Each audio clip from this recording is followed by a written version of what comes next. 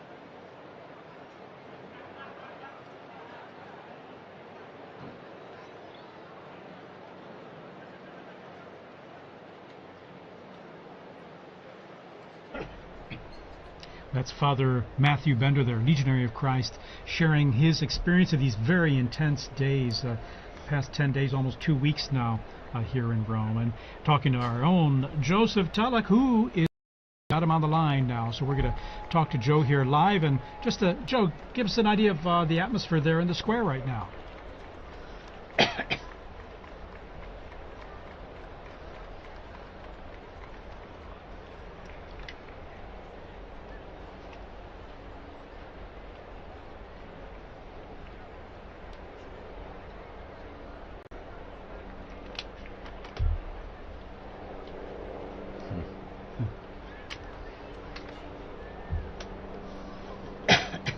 Well, I'm feeling really lucky because I'm working and I can also look at the chimney and follow the conclave. But Joe, tell me, are more and more people kind of streaming in there now as we're getting close to a possible smoke coming there?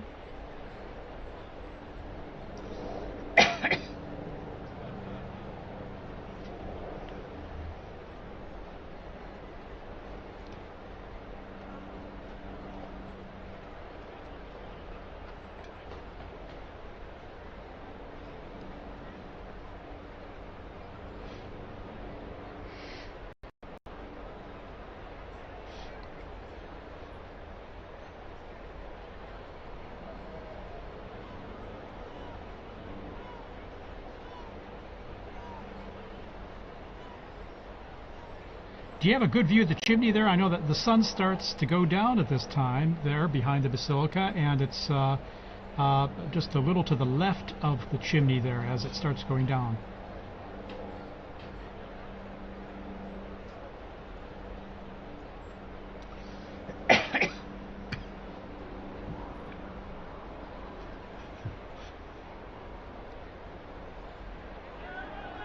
Well, I hope you have some sunglasses there too, because that sun is very strong. It's been strong these days, actually, as we go into the summer here. All right, Joe, anything else you'd like to add before we go back to you a little later?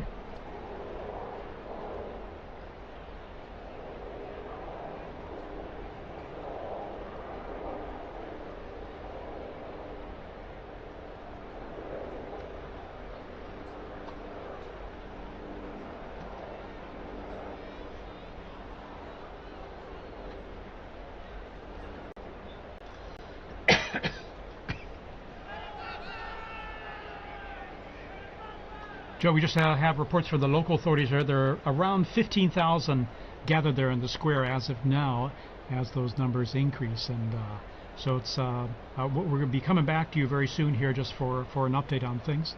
So thanks, Joe, and call us anytime too if you have any updates. And as we continue our coverage here, I'd like to introduce a new guest we have here in studio.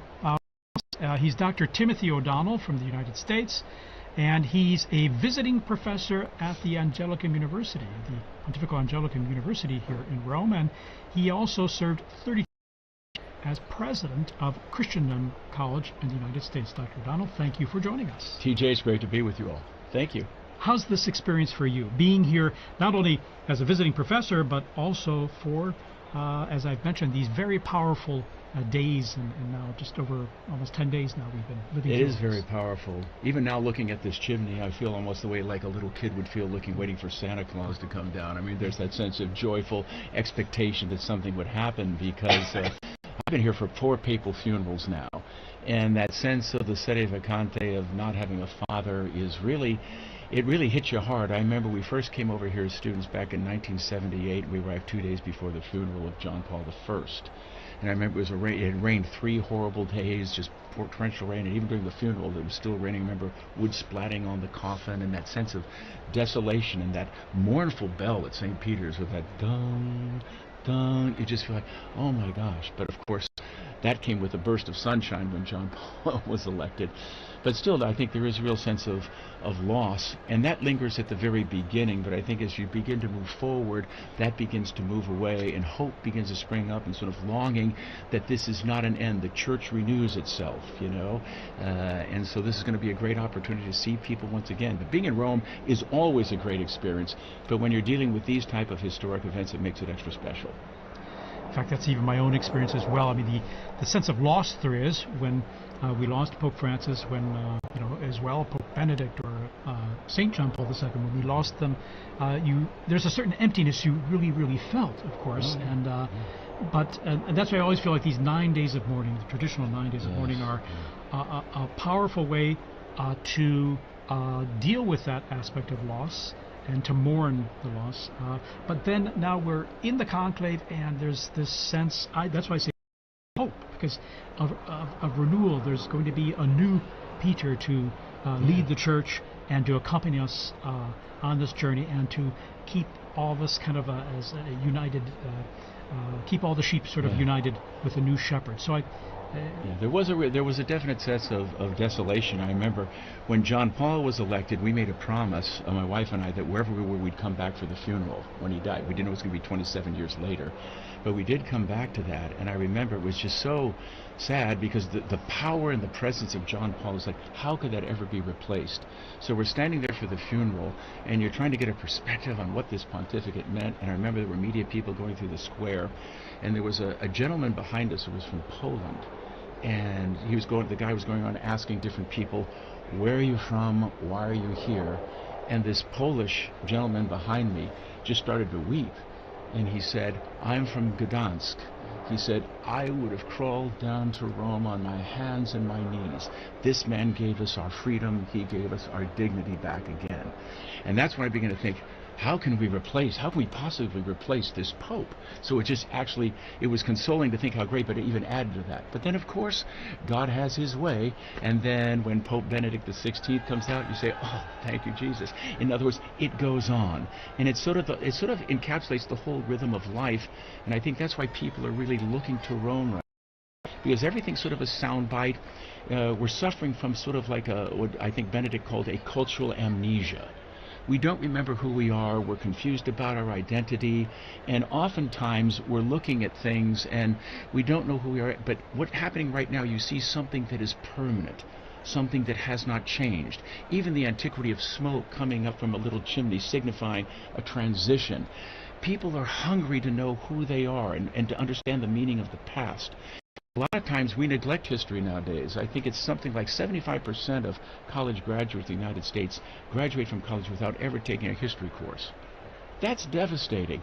So when you actually see this type of living history, I think people are naturally attracted to that. And that's why I think it is a great time for catechesis to talk about the longevity of the church, the beauty of the church, and the beauty and the richness of these traditions. And Dr. Lev, what would you say in terms of if you had your own students right now and trying to help, especially students maybe who aren't as familiar with the Catholic Church or these how these processes work, how would you contextualize what's happening here to them?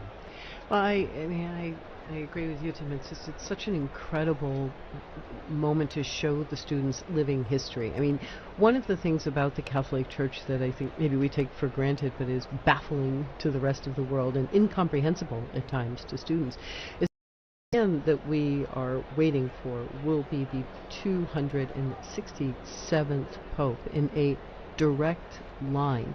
Where do you find stability? Where do you find a groundedness, a rootedness that continues over the course of centuries through political situations, geopolitical transformations, natural disasters, you name it, and yet we are still here waiting for that next successor. And that, for what that builds into is when you look at a building like St. Peter's that starts with the hole of the ground where they buried St. Peter, you are looking at something that shows a series of monuments, one placed on top of the other in a all the way up to the top of Michelangelo's dome. And so the beauty stems from that continuity. It's this incredible story, this incredible lineage of the popes. It forms almost like the invisible scaffolding around which all of this beauty can be arranged. I think there's a theological message in all of this too, because all of the everything that we know and we believe in starts with Jesus, and he suffered and he died and he rose again from the dead, and that's the basic message of our church, and we've stayed faithful to that message. There may be debates about certain pieces, but that's the center of our church. And I was thinking a great deal about how prophetic it was that Pope Francis chose hope, Pilgrims of Hope, as the theme of this Jubilee. And shortly before he went to the hospital on February 11th, he released the World Day of the Message for the Sick, the Day of the Sick. And the themes he touched in that are the very things that Doctor was talking about, and you're talking about, Doctor, as well. That suffering is part of our humanity. Christ overcame sin and death for us, but also that through suffering so many times we find much more meaning and we find true love. The kind of love that Jesus has for us, we can give to each other as well. And I think those were themes that he must have been thinking about, because he already was not well when he released that message. Well, that final moment, we were there on Easter Sunday, when after he exactly. spoke with great difficulty, but then they put up on the mountain, he's coming down, and the excitement of everybody, he's actually going to come down. Couldn't believe it. And I had a son and daughter here with their little baby, and the fact that it's going to be blessed by the Pope. But then he goes around and just not only just in the square, but then he goes out again to the peripheries, reaching out to everybody, and still in that condition. You can see he was in pain, he was suffering, and he's still taking babies in his arms and things. So what a powerful message and a beautiful message. And I think in some way that encapsulated the beauty of that pontificate, the sense of suffering and trying to give of himself, reaching out to the peripheries and the margins, so that everyone could have a bit of him. And it's almost like, I can't really be Pope if I can't be there for that Urbi et Orbi and be present with the people in the square. So even there, just pouring himself out in libation in a very beautiful way, very symbolic way, I thought. He gave us a bit of him, but he also always focused it on Christ. Oh, absolutely. So he brought us back to Christ, and that was the end of this message for the world. That suffer the little children, yes. to they were still coming to him, yes. which was a beautiful thing to see. I would imagine, too, in this day and age, too, we're unfortunately marked by so much polarization and so much vitriol, whether it's in social media, whether in the dialogues we have today, they are so divisive, unfortunately, and receive the most attention, not the times when things are working and all that. Would you say that this, what we're seeing here and what we were talking about just now, the world or many people would look to in some ways, because here we're talking about a message of hope, fundamentally, not of belief, but of hope, but also of being good to one another, of fraternity, as Pope Francis spoke about all the time. Do you think that this is drawing more attention because of our fractured world today? I would say definitely that's the case. I mean, the Second Vatican Council said very clearly, when the Creator vanishes, when the Creator, we lose sight of the Creator, vanishes. And that's what's happening right now. I mean, we're all brothers and sisters if God is recognized as our Father. But in so many instances, we're sort of pushing God out of the picture. There's sort of practical atheism that's dominating culture right now. And it shouldn't surprise us then. There's acts of violence. You have the terrible reality of abortion that we're seeing in our world. And all of these things are stemming from the fact that we no longer recognize that we are the product of a loving Creator who has endowed us with intellect, will. We're made in His likeness. And that has to be the foundation ultimately for any type of long-lasting peace, etc. And I think the Church, all of us who are Christians, have a serious obligation to try to communicate the dignity of the human person. And you realize the impact that Christianity has had down through the centuries. I mean, everyone loves the Colosseum, but you think what was going on in the Colosseum, talk about it, there has to be a certain horror when a Christian looks at that. The affront of human dignity would be entertained not only by martyrs, but by men killing and mutilating one another. But Christianity, through Telemachus and others, finally put a stop to that. And the hospitals, the orphanages, all these great things where we show care and concern for those who are suffering, those who are less fortunate, these are all the fruit of a Catholic civilization and a Catholic way of looking at things. And to the extent that that has weakened, or we've lost that sense, I think we're seeing many of these problems begin to emerge once again in spades. I think we have an incredible opportunity. I've been thinking about this few days, actually, over the past 10 days. There's so much coverage about division, about politicking, about factions. I mean, the way that this conclave has been presented to the world, it seems like another streaming series. And I think many of the people who are wandering their way into the square are sort of feeling like they get to stand on the outskirts of a Hollywood movie or some sort of tawdry TV show. I think we really have an incredible opportunity to practice what we preach, in that when that new Holy Father comes out, this is the moment that we show unity, that this is really who we are. The Sistine Chapel actually is designed to really convey that message by pairing these two paintings on either side of the cardinal electors, where you have Perugino's delivery of the keys and Botticelli's punishment of Cora. You have the punishment of Cora, where there's this conflict when Moses wants to pass his authority on to his brother, and the Korah family objects. And then you have Perugino, Matthew 16, you are Peter, and on this rock I will build my church, with the apostles standing around very nicely. So from within the conclave, the first message is to the cardinals themselves: if you accept this, we will have peace, we'll have regeneration. If you fight, we'll have chaos, and that chaos will spread outside. But now, post-Vatican II and our great hour of the laity, it's also our job as the laity to join around the Pope. Politicking is over, faction is over. We have a new Holy Father, and will we follow him together and show the world how it's done? I have to agree. I think even what we were talking about before, and even what Father Bender, I think in the square, was talking about with Joe, that social media does play a role in that, because a lot of people, I mean, younger generations, that's where we get a lot of our news, that's where we get a lot of our information, politics, whatever. I mean, even people are following the smoke watch through social media. And you're right that it can, I've seen a lot of reels, images where it can be very divisive. You know, it's maybe even lost the sense of it's a prayerful event, it's an event for unity, it's supposed to be something that should bring us all together. I mean, I was in the square earlier today, and hearing the different languages and the universality of the church in that, you know, seeing so many people, whether they were Catholic or not, coming here because someone told me when the Pope speaks, people listen, whether you're Catholic or not. He has a very big impact, and I think you're right that we as lay people, and Father, we have a role to use this as an opportunity to grow in unity and peace. I can give you a very practical example of what you just said. When the Pope speaks, people listen.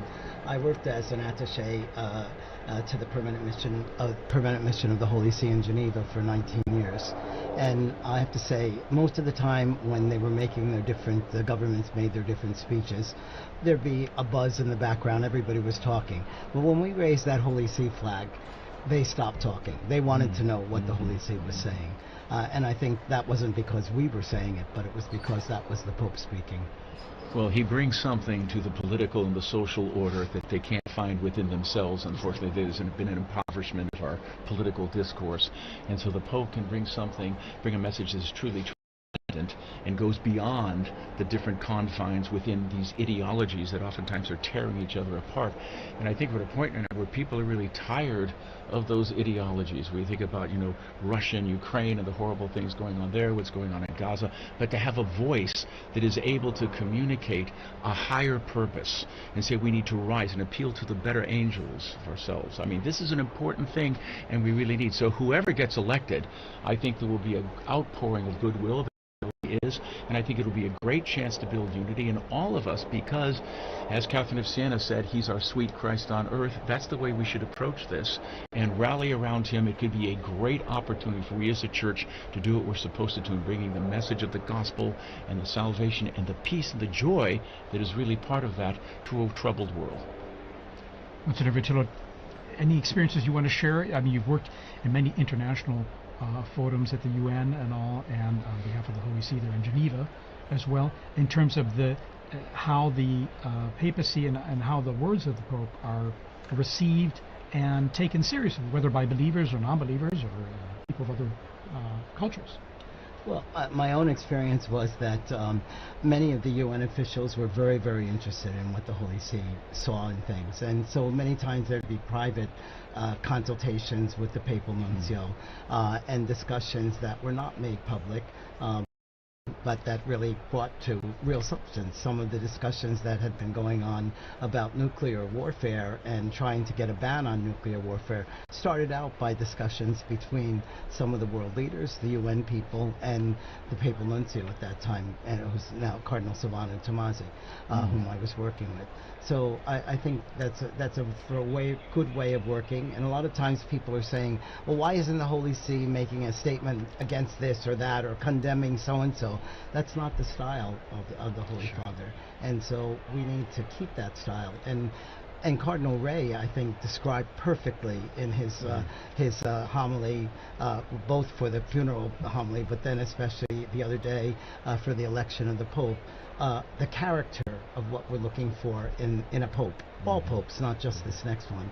But so much he pointed about how this is not only for internal, this is for the whole world, and we need a person that can bring about peace in the whole world.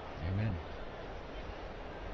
I would even say this is a good opportunity then to really talk about how diverse the College of Cardinals and, I mean, the cardinal electors that are in the Sistine Chapel right now as we're waiting for the smoke. I mean, I saw the numbers that I think there's at least 15 countries that have cardinals participating in a conclave for the first time ever, which is such a beautiful thing. I mean, as we're saying, talking about unity and peace and reaching out to people, I mean, that's a legacy or an example of the universality of the church. And I don't know if you guys want to touch on that, but that's just something super unique about this conclave.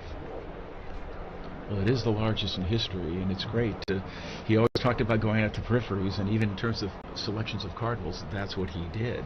And so I think there'll be definitely a certain richness that we have in this particular conclave, that there are so many cardinals from so many different diverse parts of the world, some which may have not have been represented within the College of Cardinals before. So that'll be part of, I think, Pope Francis's legacy. And so that's one of the reasons why I think predictions are ridiculous at this time. They generally are. I remember when John Paul got elected, we had a sheet of newspaper with 30 of the top candidates, and there was no Karl Wojtyła in that list. And so if it was true then, it's even more true now. Yes, the scorecard is the scorecard mentality, but it's an old one. It's run forever. I think there are a couple of things, both when you were describing earlier the last days of Pope Francis, that really paralleled the last days of Pope John Paul II, where you did see the Pope pouring himself out. This idea of the Pope as libation and this extraordinary. I mean, Pope Francis, the whole pontificate was really, he would go to audience and then get in the ambulance, go to the hospital. I mean, he was quite a man. But that those last days where everybody could see the Pope giving himself completely to his people, to his flock. First of all, in a world where we're getting very confused about age and the value of people as they are older, I think that's a beautiful parallelism. The visibility of suffering, that instead of it became something for people to really feel and experience. And I think also there's a continuity in this growth of the College of the Cardinals. I mean, we have been watching the representation of the College of the Cardinals, the growth of the Universal Church throughout the 20th century get larger and larger and larger. Now we've hit this really exciting new point where we have we've hit 15 new countries represented. We have voices from all over. But again, the plan was always that, and it really shouldn't be surprising. Forgive me if I bring everything back to art, but it's the only thing I know. But it shouldn't be surprising because, I stand in that Sistine Chapel shoulder to shoulder with people from all over the world. And they stand in that space where you have the invisible beginnings up on the ceiling, you have the invisible endings in front of you. It's always been meant to be that. Even in the painting of the Sibyls, you have Africa, Asia, Europe. The church has always been reaching out, and thanks to the new technology, thanks to transport, thanks to geopolitical transformations, this church is more effectively able to leaven in the furthest peripheries of the world. In fact, it really struck me seeing the cardinals one by one taking their oath there in the Sistine Chapel, and just the diversity of their backgrounds and cultures that just was really striking. And what struck me too, just watching them one by one, in some ways they look like ordinary people in beautiful vestments and all, but one of them will be wearing white, most likely following this vote. And it's amazing how they can kind of take on or the office takes a hold of them in a sense, or that they become, I don't want to say new people, but there's almost the ministry, the role they've accepted and are taking on becomes part of who they are, and it's almost like they take on a new and living personality, isn't it? Historically, that's true. There have been a number of elections where they picked men that they thought would for a short time, and then they get in there. Of course, the whole church is praying for them at every mass, so you have tons of prayer coming, but they are energized by that. And some of the most dynamic popes that we had, they thought were going to be very short. I mean, Pius V was supposed to be a very short reign. Even someone like John the 23rd, who shocked everyone. I'm going to call an ecumenical council, and all of a sudden announce that on St. Paul, and everyone's, what are you doing? You're supposed to be transitional.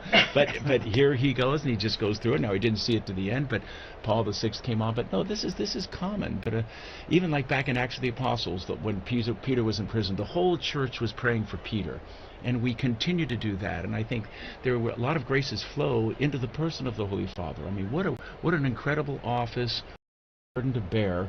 Think that every morning you wake up and you're responsible for the Catholic Church throughout the entire world, all the dioceses, all the different things that are going on. That's why it's really crucial. Whoever gets elected, we immediately need to be praying fervently for him, for his strength, for his insight, for his courage, and that he will have a successful pontificate in the full spiritual sense of what we mean by success. I really do think, though, he does leave himself behind. I mean, it's exactly what you said. He will not be the same man who goes into the room of tears when he comes out. He will have a new name. Everything gets left behind in that little room. His habits, his friends, his usual bedtime. It all goes away as the new man with the new name comes out. And he comes out. What do we see him wearing? We see him in that white cassock. I mean, he is literally, it's like the baptismal new returned, and then that red stole, that it's just this heavy red stole. I always see people looking at it like, oh, like you sold that thing, you could probably blah blah blah blah blah. But I mean, look at it. It's not an accident. They got plenty of light polyester stoles. You've got this brocade blood red. This is the burden. This is what he has to carry. So we see him walk out there, not pizza ball or tagle or whatever the name of people that throwing. He's not that person anymore. He's someone new. And in that transformation, I think that's also, while terrifying for him, it's also liberating, because it just allows him to be the servant of God. Let's remember that that Jesus prepared Peter for that, and also all the apostles, the bishops, by teaching them service at that Last Supper, and showing them service by washing their feet. And here you had this kind of rough and tumble Peter, who said, no, you're not going to wash my feet. Oh no, well then, if you say you have to do it then why don't you wash my head too? And yet he was showing them what it was to be of service. And I think that we have to connect with the papal vocation. It is of service, and it's service to everyone in the world, and that all the more that Pope needs our prayers to be strong in all of that. Yeah, Gregory the Great was the first one to use it. Servus servorum Dei, the servant of the servants of God. Expression.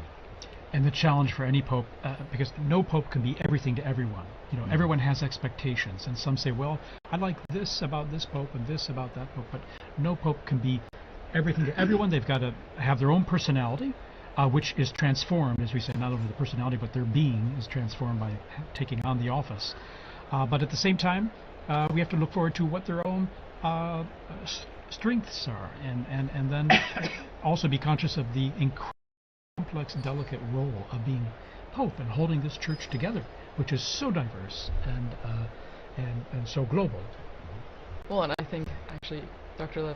Liz, you brought up a couple times, right, that art, it all comes back to art, and I think it's really true, because even just you guys talking about the moment when the newly elected Pope goes to the Room of Tears and then eventually comes out to that loggia, the balcony, right, and in St. Peter's Basilica, and right under that, if I'm not wrong, there's a relief that shows Jesus giving the keys to Peter, which then symbolizes, the entire thing. He starts his pontificate with that right under him, remembering that is his call. Those keys are pretty big. Yeah, they're pretty heavy. Yeah. And those keys were to forgive sins. Exactly. And also there was also a mosaic underneath, which is Jesus saying to Peter, "Feed my sheep." And that reminds me of, again, new technology which gives us views of things that we didn't have before.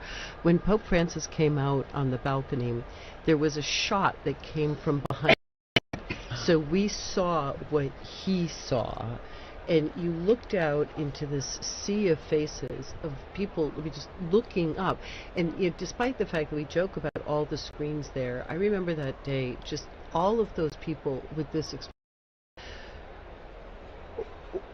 who are you the one? Can you help me? I mean, just this, feed me, literally. And so I think that's, yes, I think it's a very important part of the art, telling the story of, or underscoring the role of the Pope. One of the beautiful things about Pope Francis that night also was, I remember he reached out to everyone and said, "Would you please pray for me?" And then there was a really about maybe 15, 20 seconds of silence, and everyone in the square, everyone had their head down, and they were praying for him. And so that sense of receptivity was not only was there to impart, but as a brother in Christ, he was receiving as well, which is always a sign of humility, the willingness to receive. So that was a beautiful, precious moment at the beginning of that pontificate as well. In fact, the weight of the office itself must be frightening. And so when we speak of the Room of Tears, where the new Pope, who's accepted the action and to take on that role, has time to pray and to let it soak in. It's got to be, I imagine, the weight, the burden of it, even if sustained by grace, and must be immense and massive, especially as they peer out on the central balcony of St. Peter's Basilica there and seeing the crowds and seeing what all this entails. I remember the day after Benedict was elected, he met with a group of Germans who had traveled there, and he referred to the whole conclave experience. He said, "As the guillotine continued to descend," and I just think, oh my gosh, this poor man. I mean, that's why your heart, it has to, whoever it is, your heart has to go out, because life is going to be very, very difficult, very, very difficult change. Like you said, there's going to come a time when you will be bound and you will be led where you would not go. And not everyone has been gung-ho wanting to be elected Pope. There have been reluctant ones. I think Benedict XVI tried 3 times to step down, retire from the Holy Office, his work there. But John Paul said, Jesus didn't get off the cross, I'm not retiring, and you're not either. But he's soldiered through. Also was very reluctant. He said he would refuse at the beginning of the conclave, and when the guillotine began to come down, they saw him going, nope. And apparently he had to have a talking to. But I think they're also very aware that they cannot solve all of the problems either, for the Church or for the world. Sure. And Pope John the 23rd talked about how after he tried and tried, he'd finally, in the evening, would say, "God, it's your church. I'm leaving this to you now, and I'm going to sleep." So I think that's the kind of thing that they have to learn and practice as well. Absolutely. Okay, we're going to take just a brief break here with a little music. We're still under a smoke watch. Okay, there's not a smoke warning yet, but there could be very soon. Who knows? So we'll be back with you in just a minute or two here to continue our coverage. And by the way, 20,000 are gathered there in St. Peter's Square, and the numbers are increasing.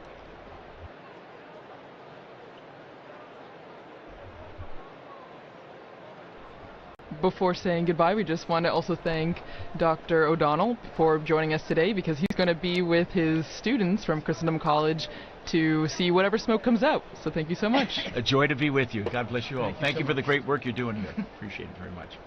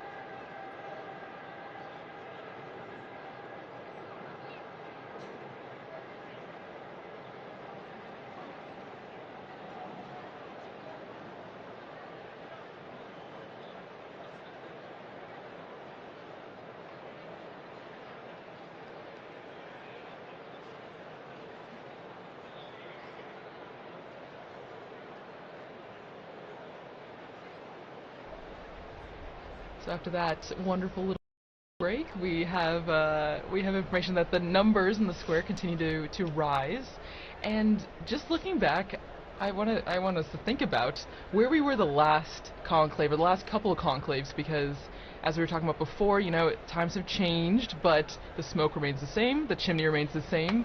But do you guys all remember where you were, let's say for the conclave that elected John Paul II? Because maybe people remember Benedict XVI, but John Paul II, I was not born yet, so I just have no memories. I reigned in 1978. I was an age that was not good at outward contemplation and much more into perhaps who was the most interesting pop band of the time. So I just sort of found out at school. Also, I mean, to the social media question, these were things that the information was not as instantaneous. I mean, it really was sitting at the edge of your seat. There was something going on in Rome, in Chestnut Hill, Massachusetts. I still had my homework and had to go home and go to soccer practice, right, or all the different things.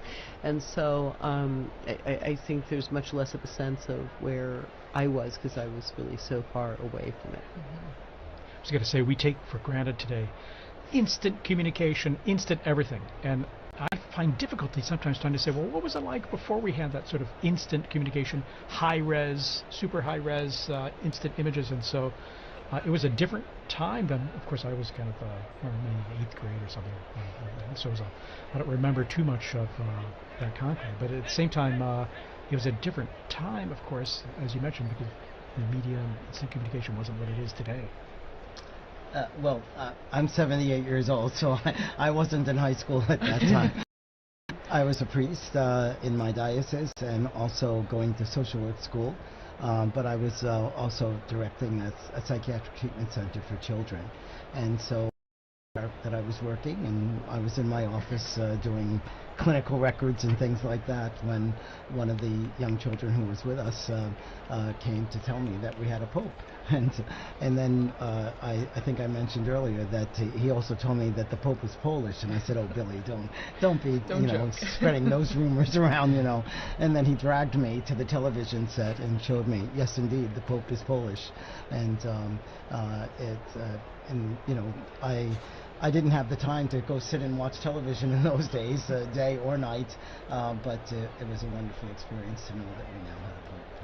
But even to ask, how about a month before that? When, because there was an election just before that as well. You were talking about John Paul II, and then John Paul I. If I can rewind even a little more. Yes, with John Paul I. Well, first of all, it was one of our child care workers. One of our child care workers called me late at night to tell me that the Pope had died, and I said, "Oh, I think you're thinking a month ago. So we have a Pope now, and of course it was very true. And then it was when John Paul II was elected that I was telling this story. Yes. Well, and so we'll go back deep into the archives of Vatican Radio, and we'll look at a conclave that none of us, I think, were around for. But before we do that, we want to say a special thank you to Dr. Liz Lev for being here and sharing such amazing insight into art history, and how that plays a role in the conclave even today.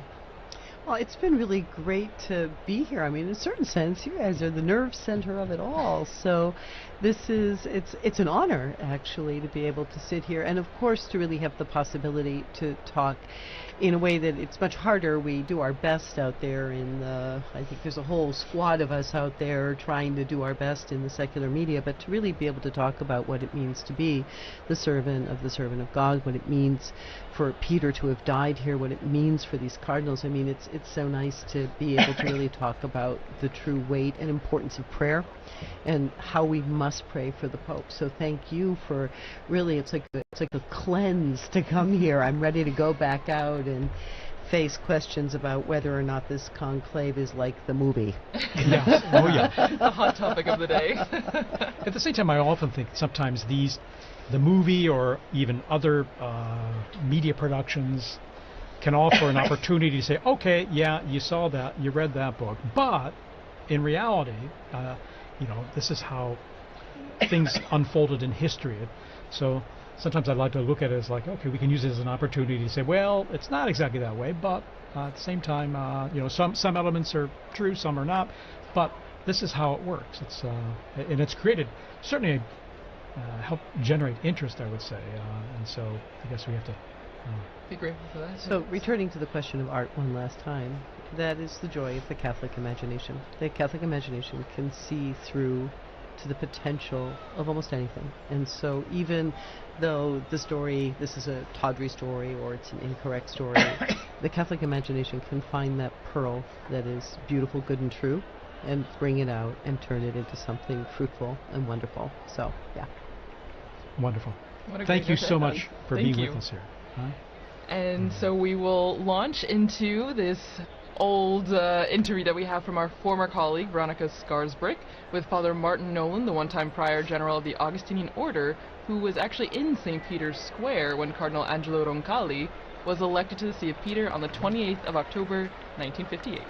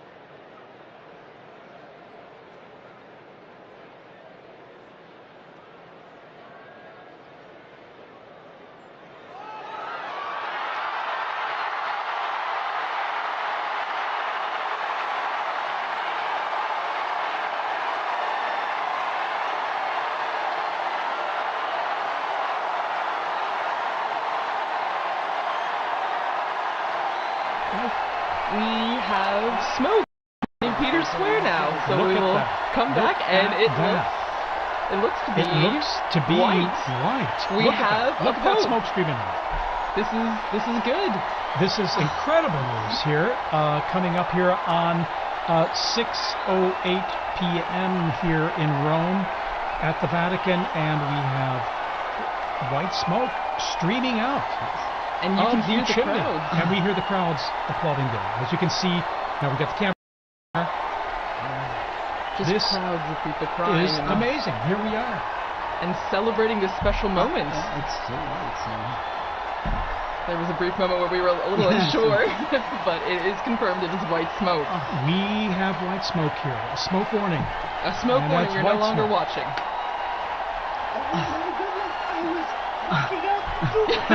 We're back with Dr. I'm Levitt. back. Dr. Levitt. I'm so out of breath from racing up here. I can't believe it. I am actually I'm flabbergasted. surprised honestly. as well, because given the complexity of the reality we were talking about, Exactly. and the many issues and the diversity. But here we are, and look at our drone footage there. We're just cruising over the roof of the Sistine Chapel. We Wow. see the crowds. The bells ringing. The bells are ringing. It is 100% white The smoke. white smoke. And I mean, as we were talking about before, the crowds are, I mean, it's the square's packed. It's incredible. And probably small compared to Exactly. what's going in now. And that smoke just scared away our seagulls there, the little family there that was just relaxing on Sistine Chapel roof there.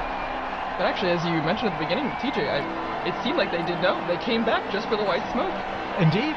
In fact, and maybe they were giving us a kind of a secret, a bit of information that they knew that we didn't know. But here we are, and then a spectacular, sunny, brilliant evening here, and you can even see from the perspective of the crowds there in St. Peter's Square, the white smoke billowing from the chimney, even as the sun starts going down behind the dome of St. Peter's there. Thanks be to God. Honestly. And this smoke will last at least about 6 minutes, 6.5 minutes. And with a light breeze there in the square, we can see it billowing down towards the square. And we've got now basically about, it's going to be 45 minutes Yes, to at least an hour at least Yeah. before the new Pope, just elected, So before appears we will know who. to greet everyone. And so there's huge anticipation, naturally, of who will the new successor of St. Peter be. Well, and I mean, as we were talking about before, you see the crowds filling the squares, but also the different people who have come. I mean, you can see the flags waving, people smiling. It's a big sign of the universality of the church, but then also just how supportive people are in sense of being here for this moment. And now we're going to have an invasion of Romans. They're going to be coming in. Yes. And, no, it's only natural and normal. I mean, we live here, so those who can. And he's their will be, bishop too. what's that? He's their bishop too. And of course, he's their bishop. There you go. And so they're going to be streaming into the square now. It's going to be filling up. It will make for some interesting traffic around my house because if my recollection is correct, when they couldn't get any further, they just to the road. So there you are. They were just there. Just stop the car. in the road. But, there's nowhere else to go. That's except true. for here. That's So, true. Look at that billowing, thick white smoke there. All the different I flags. love the people ready with their flags just in Yes, case. yes. My daughter Waiting. said that the election of Pope Benedict XVI, her closest friend, they went to school right around the corner here, and her closest friend was German. They went running out into the square, and out comes Joseph Watson, and she said her friend had this teeny tiny little, teenage girl purse. She pulled out this purse, this flag, this enormous flag, was suddenly waving. Oh my goodness. So apparently a lot of people come prepared. Yeah, because you just never know. I mean, when I was in the square earlier, people thought, oh no, it might be a longer time. It could take, days. Yes, You just don't know. You just don't know. Yeah, you just don't know. In fact, I didn't know what to expect. At the same time, it's a wonderful surprise here to see the white smoke billowing there, and so after just day and a half, basically, Yeah. and here we are. It does with- make you feel like there's a wonderful sense of the noise stopped, the cameras went off, they went into the chapel, they prayed, and the Holy Spirit spoke. I mean, it just really gives us a great sense of confidence. and indeed this hope that's being realized that we have a new shepherd, so to speak, someone to take on the reins there and to accompany us on this journey, our life journey. And it will be fascinating to see. As I say, you see the central lodge of St. Peter's Basilica. You see that's where the new Pope will be appearing, as he traditionally does, to be announced that Habemus Papa, that we have a pope, and then the big surprise will be as he proceeds towards the central loggia, and we see who that cardinal is, now dressed in white. Well, and for many people, they might be thinking, okay, why is there this long wait, as you mentioned, Thaddeus? Why is there this long wait in between when we see the white smoke and when the new pope, comes out into the loggia? And it's because there's a process that's going on right now. There is a very long process, which will be the oath of allegiance of the cardinals, of which there are 132 now. And we saw how long it took for the oath to for the conclave. I'm imagining it will take about that length for the oath of allegiance. Well, and also, Liz, you had mentioned before, way before in our discussion, the Room of Tears, which has become very essential right now. So right now the new pope would have gone, or is it after? I would think that the ballots are burned after. I think he's already, and I think that's one of the reasons why this is kind of a funny hour. Right. As it got to be past 5, I was thinking, well, I guess now we have to wait until 7. But I think this must have been the time that he spent in that Room of Tears thinking about preparing himself for what is look at that square, and that square is just, it's a microcosm of the millions, if not billions, who are watching, all of them fixed to see, some of them already Christians, Catholics, but other people who are really searching. And there is so much searching going on in the world. And I don't know how many of the people that I've been working with in the secular media circles who talk about, well, I used to be Catholic, or I went to Catholic school, or I was an altar boy, or I was this. But they somehow feel this moment as still their own. It's like those sacraments, right, Father? It's like, hard to get rid of those. And so he's also the father to those people, and to all the others who don't even know that they're orphaned yet. So all the people we pray for on Good Fridays. Exactly. And there's also a real life need going on in the Room of Tears as well, because probably the tailors are very busy adjusting one of those cassocks to be able, for the new pope to be able to wear out onto the loggia. Oh, and don't forget the barber. They keep a barber back there just in case he needs like a shave and a trim or something. Like some of them show up scruffy for the conclave, they're not expecting it, so apparently we got a barber back there. Also sworn to secrecy. But these are incredible moments, aren't they? You know? Wow. And what a surprise! We were sending out that report on looking at history, and here we are, the smoke billowing out, and here we are waiting now to see who the new pope will be. Well, and as you mentioned, TJ Thaddeus, this is we had just heard in that archived interview. I remember where I was when Roncalli was elected. And now we will all remember where we were at that moment when this new pope was elected. I mean, we would have been here seeing these flags from South Korea, from Spain, from everywhere, from Serbia, from Croatia. It's amazing to see. I'm old enough that I actually saw Papa Roncalli here at a general audience, yes. I came as a child and was brought to the audience, and there he was being carried in on the sedia gestatoria, and he really was the smiling, good Pope John. I mean, he was just so warm and loving. Sure. Well, and as we're waiting for the moment when we will meet the new Pope for the first time, it's just a moment of reflection, I think, also, as we were talking before, the impact and what the significance means. And I mean, just thinking about, there will be one country, one group of people that are in the square thinking, that's someone from my country, or that's someone that I can, relate to, because it will be someone who is from potentially a country that's being represented right now with the flags waving. Indeed.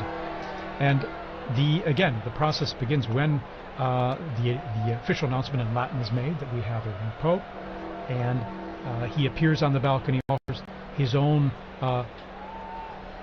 words. Okay, we're going to go straight away here to Joe Tulloch, our co-worker and colleague here in the square. Joe, tell us about what it's like down there in the square. You're there among the crowds.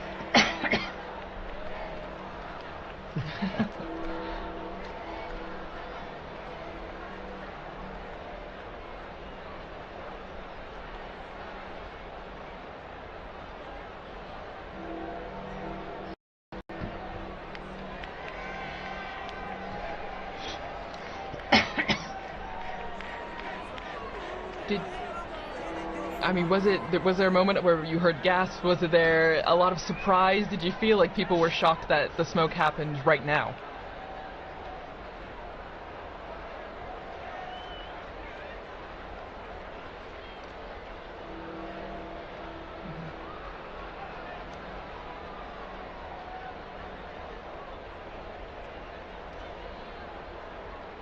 How about yourself? Where were you when that smoke started coming out? Because I think many people were assuming it would be a little later when the smoke would come, whether white or black.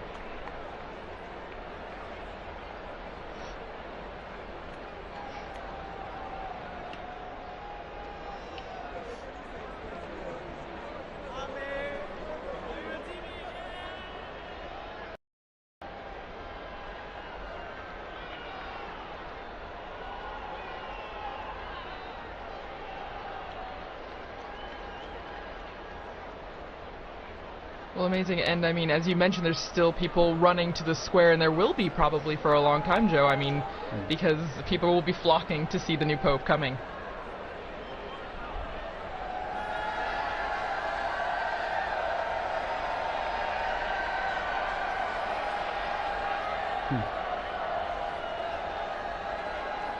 Oh, wow.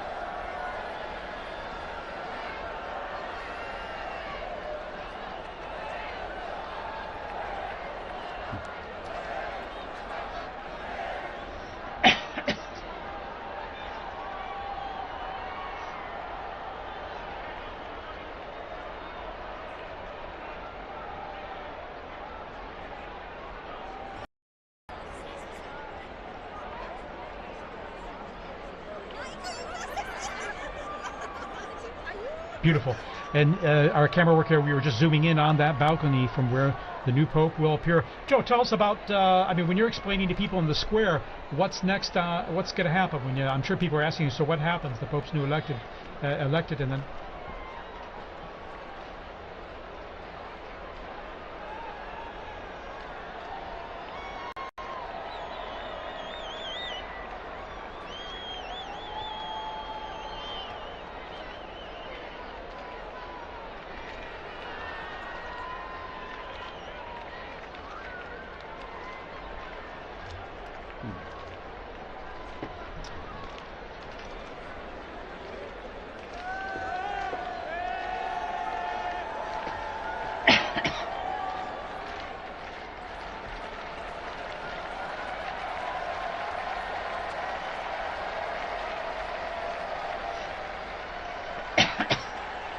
And Joe, how about yourself? You're going to be there for us, aren't you? You're going to be staying there in the square. Our eyes on the ground.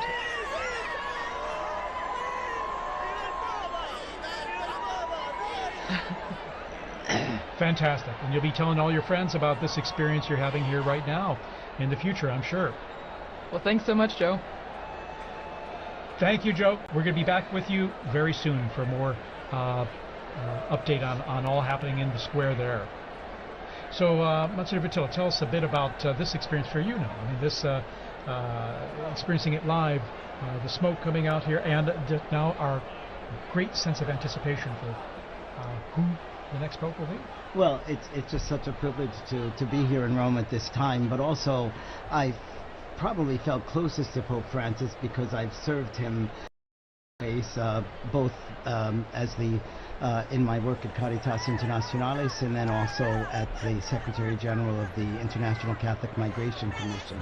I always used to say he's the best guru you could ever have to do public relations on migrants and refugees, and I don't have to pay him a thing, you know. So and there were many times when I was able to meet him, and it was so beautiful an experience each time.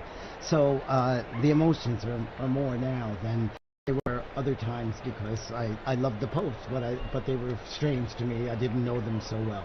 I met Pope John Paul II a couple times, but not as closely as working with Pope Francis. It's wonderful, it's exciting, and then it's a real privilege to be here at Vatican Radio and to have been part of our smoke watching together. It's now smoke warning, of course. So, and a severe smoke warning. Exactly. White smoke, that makes it even more severe, so to speak. But it's severe good news, I like the joke to say. Yes. But And I think it's going to be very nice. I'm very happy that I was here. And just when I was walking out the door, and I just thought, I, I don't want to be alone in this moment. Yes. This is a moment of ecclesia. This is the moment of people gathered together. I'm going to run back upstairs and knock on the door and see if they'll let me back. I'm so happy to be able to share this moment, and I love this view of the square and all of these people who are gathering together in really a tremendous sense of rejoicing. This is after our 9 days of mourning, after the shock of Pope Francis's death. We are rejoicing again, and that is very lovely for a beautiful, beautiful day in Rome.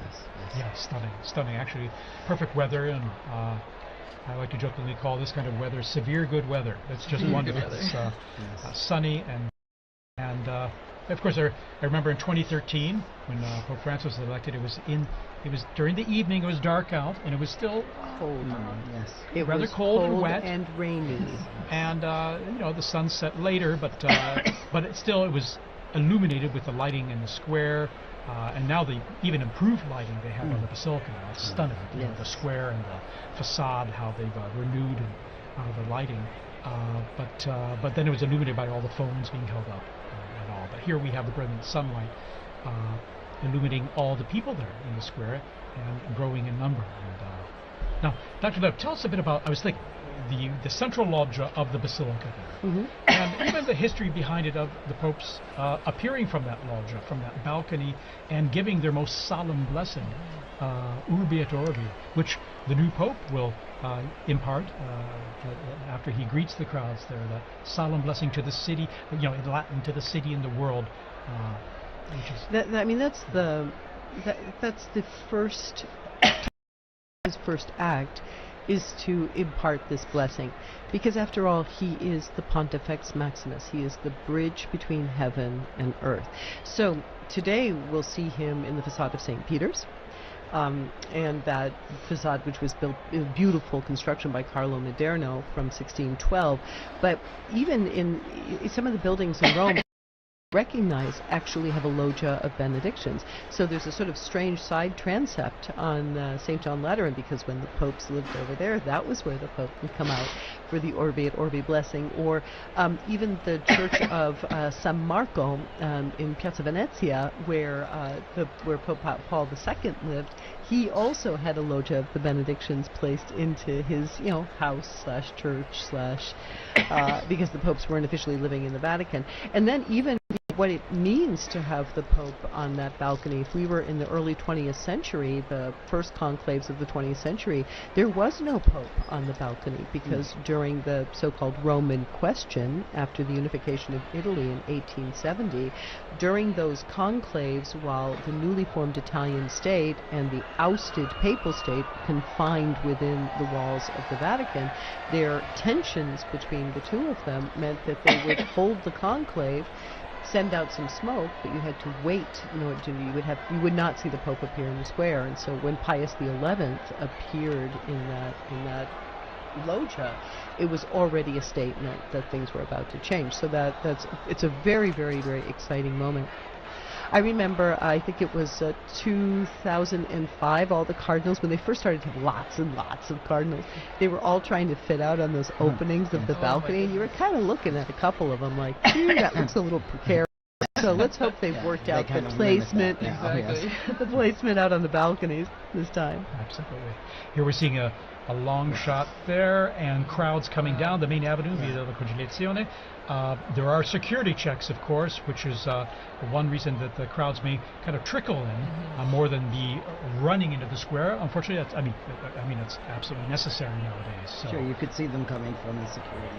So there's already a metal check, and also we have to ensure the safety and security of the square. So Well, and as we're seeing all this jubilation and excitement, sadly, we have to say goodbye to I'm Liz. like those sports stars That that come- keep quitting and then coming back. I mean, you'll probably see me back in like another 15 minutes. Yeah, you or are welcome to something, come but- back. Or a bit like the seagull coming in and around the chimney. I really like You're the always sports welcome. star comparison better, but I'll handle seagull. Okay. Thank you so much once again. I'm so happy we got to share this moment together. Thank you for being here Thank with you. us. Well, and as Liz mentioned before, you know, when we were talking about what is happening now, what takes so long, I mean, according to John Paul II, I believe his Apostolic Constitution, right, Universi Dominici Gregis, there's a process that's happening, and it starts with the rite of acceptance, which already happened, because that's when we know we get the white smoke, because the Pope, the man that was elected, had to say yes. And has to sign and have it certified. Exactly. So isn't that, I mean, it's beautiful, right? We always talk about free will in the Catholic Church. He could say no, but this means that whoever we will see on the loggia has agreed, has said yes to this.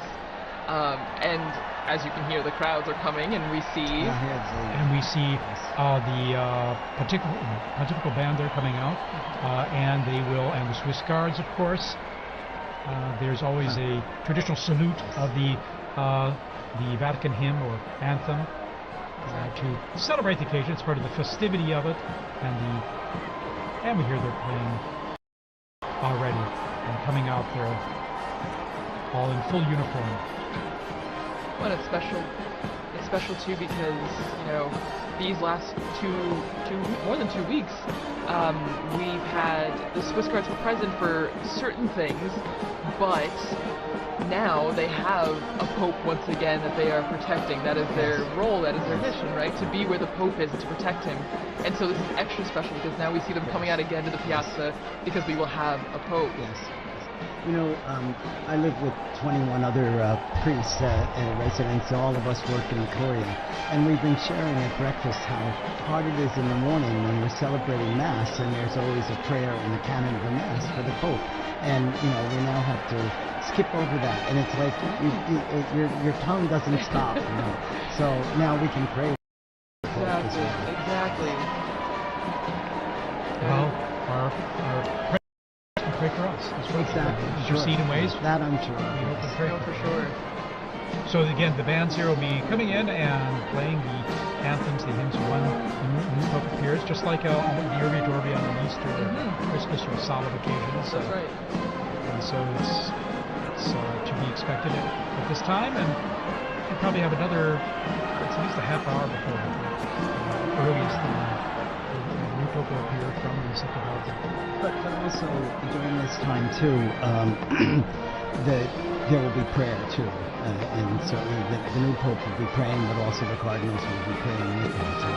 And we will all be Yes, praying of as course, well. yes, Everyone in the yes. square will be Yes, praying yes, exactly. around the world. All of you watching and listening from home, you join in prayer as well for this moment. And You can be sure even the new Pope hears all this in the background, because it's a lot of strong sound that's coming up there and propagating up into the areas there, in the buildings and just outside the loggia there as well. You can hear that, know that they're experiencing the sounds of the streets, the sounds of the square. Well, and it must be a sign of, I mean, they must feel encouraged hearing the cheers, the music, because this is a big moment for anyone, and then to come out into the loggia and see thousands upon thousands of people. I mean, if public speaking is not your thing, that would be very intimidating. And so to hear the support of the band and the people clapping and cheering must be extra special for that person. Absolutely, a huge encouragement as well, apart from the weight of the office and accepting and realizing the challenge, the immense challenge that we'll be taking on, and responsibility, but encouraged by what is the fanfare we're seeing and hearing in St. Peter's Square. And as I mentioned, the crowds are filtering in. There's a security check before that, but the square is slowly filling up there with people coming in last minute to be here. Of course, they're lucky they have the time, because we have about this almost 1 hour before the new Pope will appear. And so we see in the blue there the gendarmes, the Vatican gendarmes, and the band they have there, and then of course the Swiss Guard in uniform there in position. So. Well, and just again behind the scenes, looking back behind all the process that's happening, I think is so interesting to think we're seeing the crowds waiting, cheering, trying to keep spirits up while they wait the hour or more until we know who the Pope is. And I think, as we're talking about, prayer is also a central part of this aspect as well. I mean, before the Pope comes out, we see the first ceremony, the greeting, the Te Deum, where in the Sistine Chapel, after being dressed and saying yes, the Pope goes back to the Sistine Chapel and he takes a seat on a chair and a ceremony begins. And it's introduced with a greeting from the senior cardinal of the Order of Bishops, and then they read a passage from the Gospel, which, as we talked about with Liz and also Dr. O'Donnell, I mean, it grounds the mission of the Pope, the office of the Pope in the Gospel, in the message that Christ gave to Peter, feed my sheep, tend to my... So I don't know, it's a really special moment, I think, when you look behind what's happening right now as we wait for the Pope. And speaking of the ground, just in the unbroken line of passing the authority and the responsibility of the papacy from Peter all the way on. And now, going on the ground there in the square, we have Sister Nina Krankic, who's from Croatia and is with us there in the square, and she works here at Vatican News and is going to share us tell us more about her own experience there in the square. Sister Nina, can you hear us?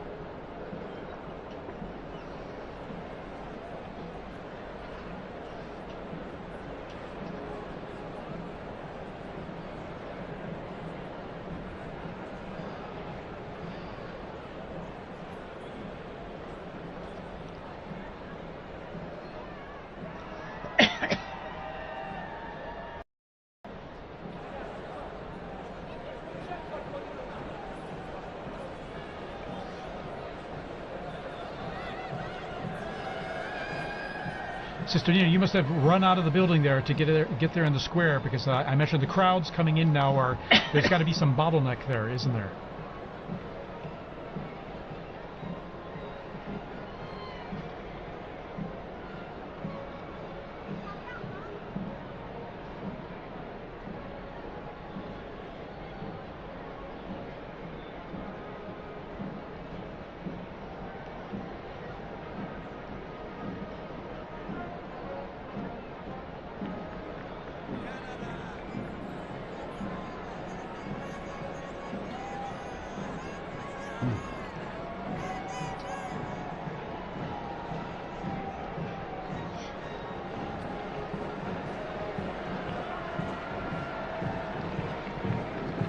So it must feel like a big party almost, I imagine, in some ways, doesn't it?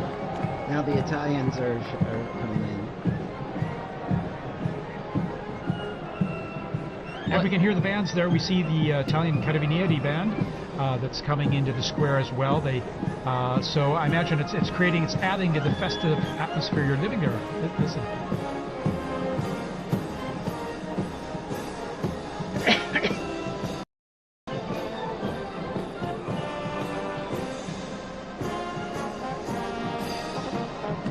All right, Sister Nina, thanks for giving us that update there, and we look forward to connecting with you there again when possible. We know how it's a little tough with the cell signal there, given all the people communicating live on their cell phones and the networks there being a bit saturated. But thank you, and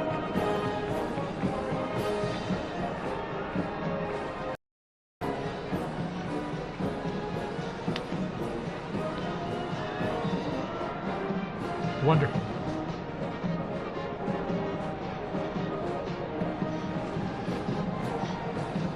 And Sister Nina, by the way, this is your first experience of this type, isn't it? Your first conclave, and so it must be extra special for you.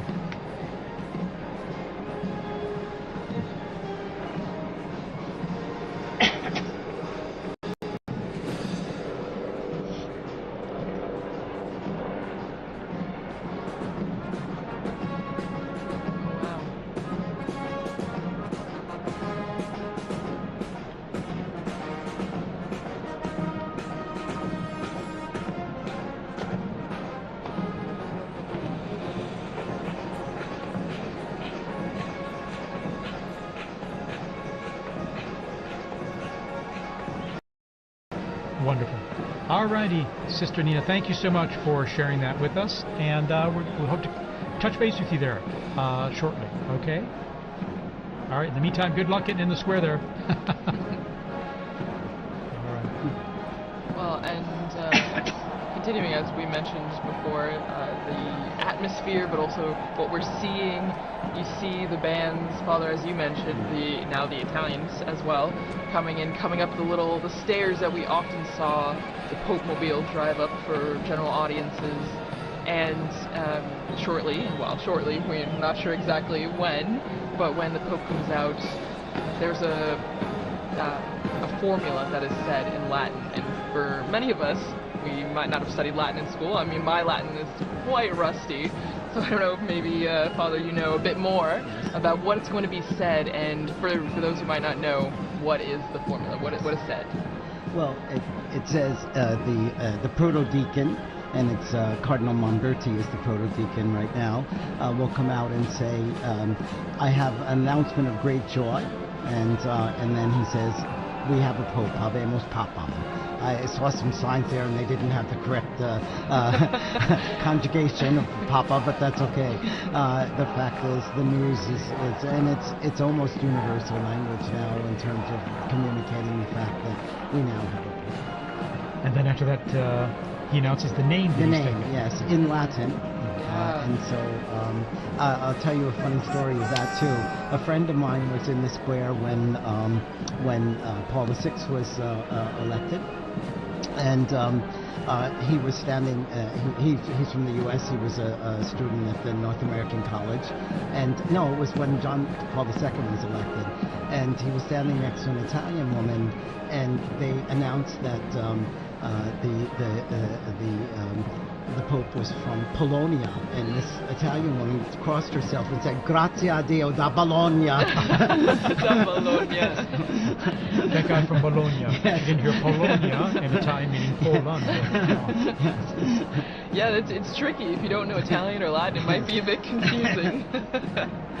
But no, it's extra special, and as you mentioned, I mean, I remember watching with some of my colleagues here at the start of the compilations from the Habemus Papams that we have video or audio of, which is only in the last, just over 100 years that we have video, and it's been really interesting because whether you know Latin or not, you know that phrase and you know what it means, and so it's a big signal to a new chapter in the church. And I'm thinking that the last announcement was by Cardinal Jean-Louis Touron, whom I worked with a great deal, and he made that announcement, and it was so good. And he's gone home to heaven.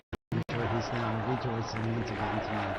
That's right. I remember him very well when he announced introduced Pope Francis, and I remember even hearing his name. I was going, and I looked it up very quickly because, as always, it's a surprise. Right? It's a surprise, and you don't know, because we have such a list of people, and as we've said throughout this entire Smoke Watch, that it's the Holy Spirit that guides the decision, and so we don't know to that moment.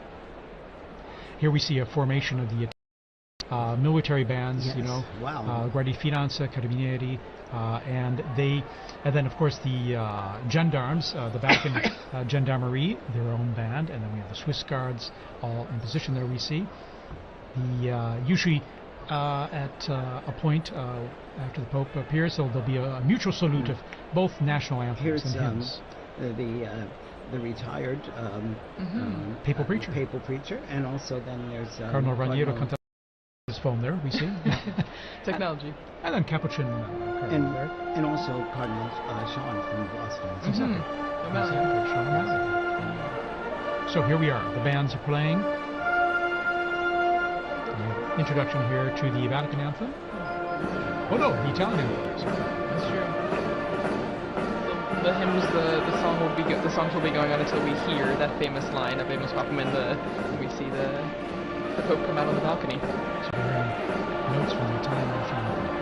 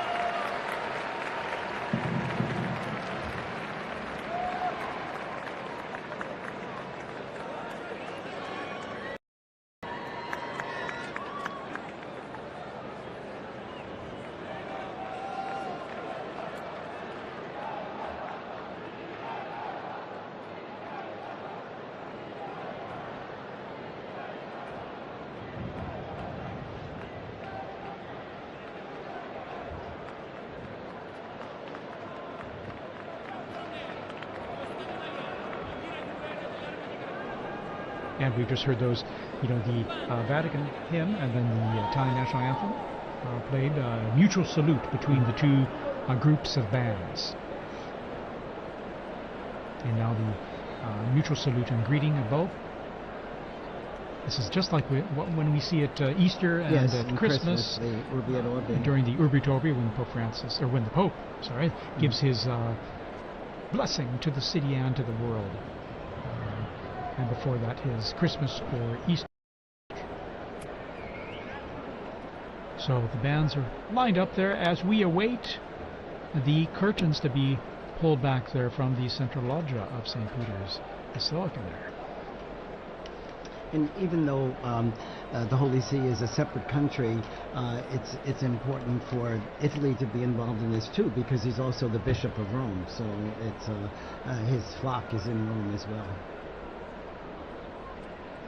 Actually, just now taking off my headphones to hear some of the ambient sound, you could hear kind of the craziness that's going on outside. You could hear helicopters, ambulances, fire trucks, everything. And so, I mean, even at the end of Via Conciliazione, where we are, you can hear the excitement and the festivities that are happening outside.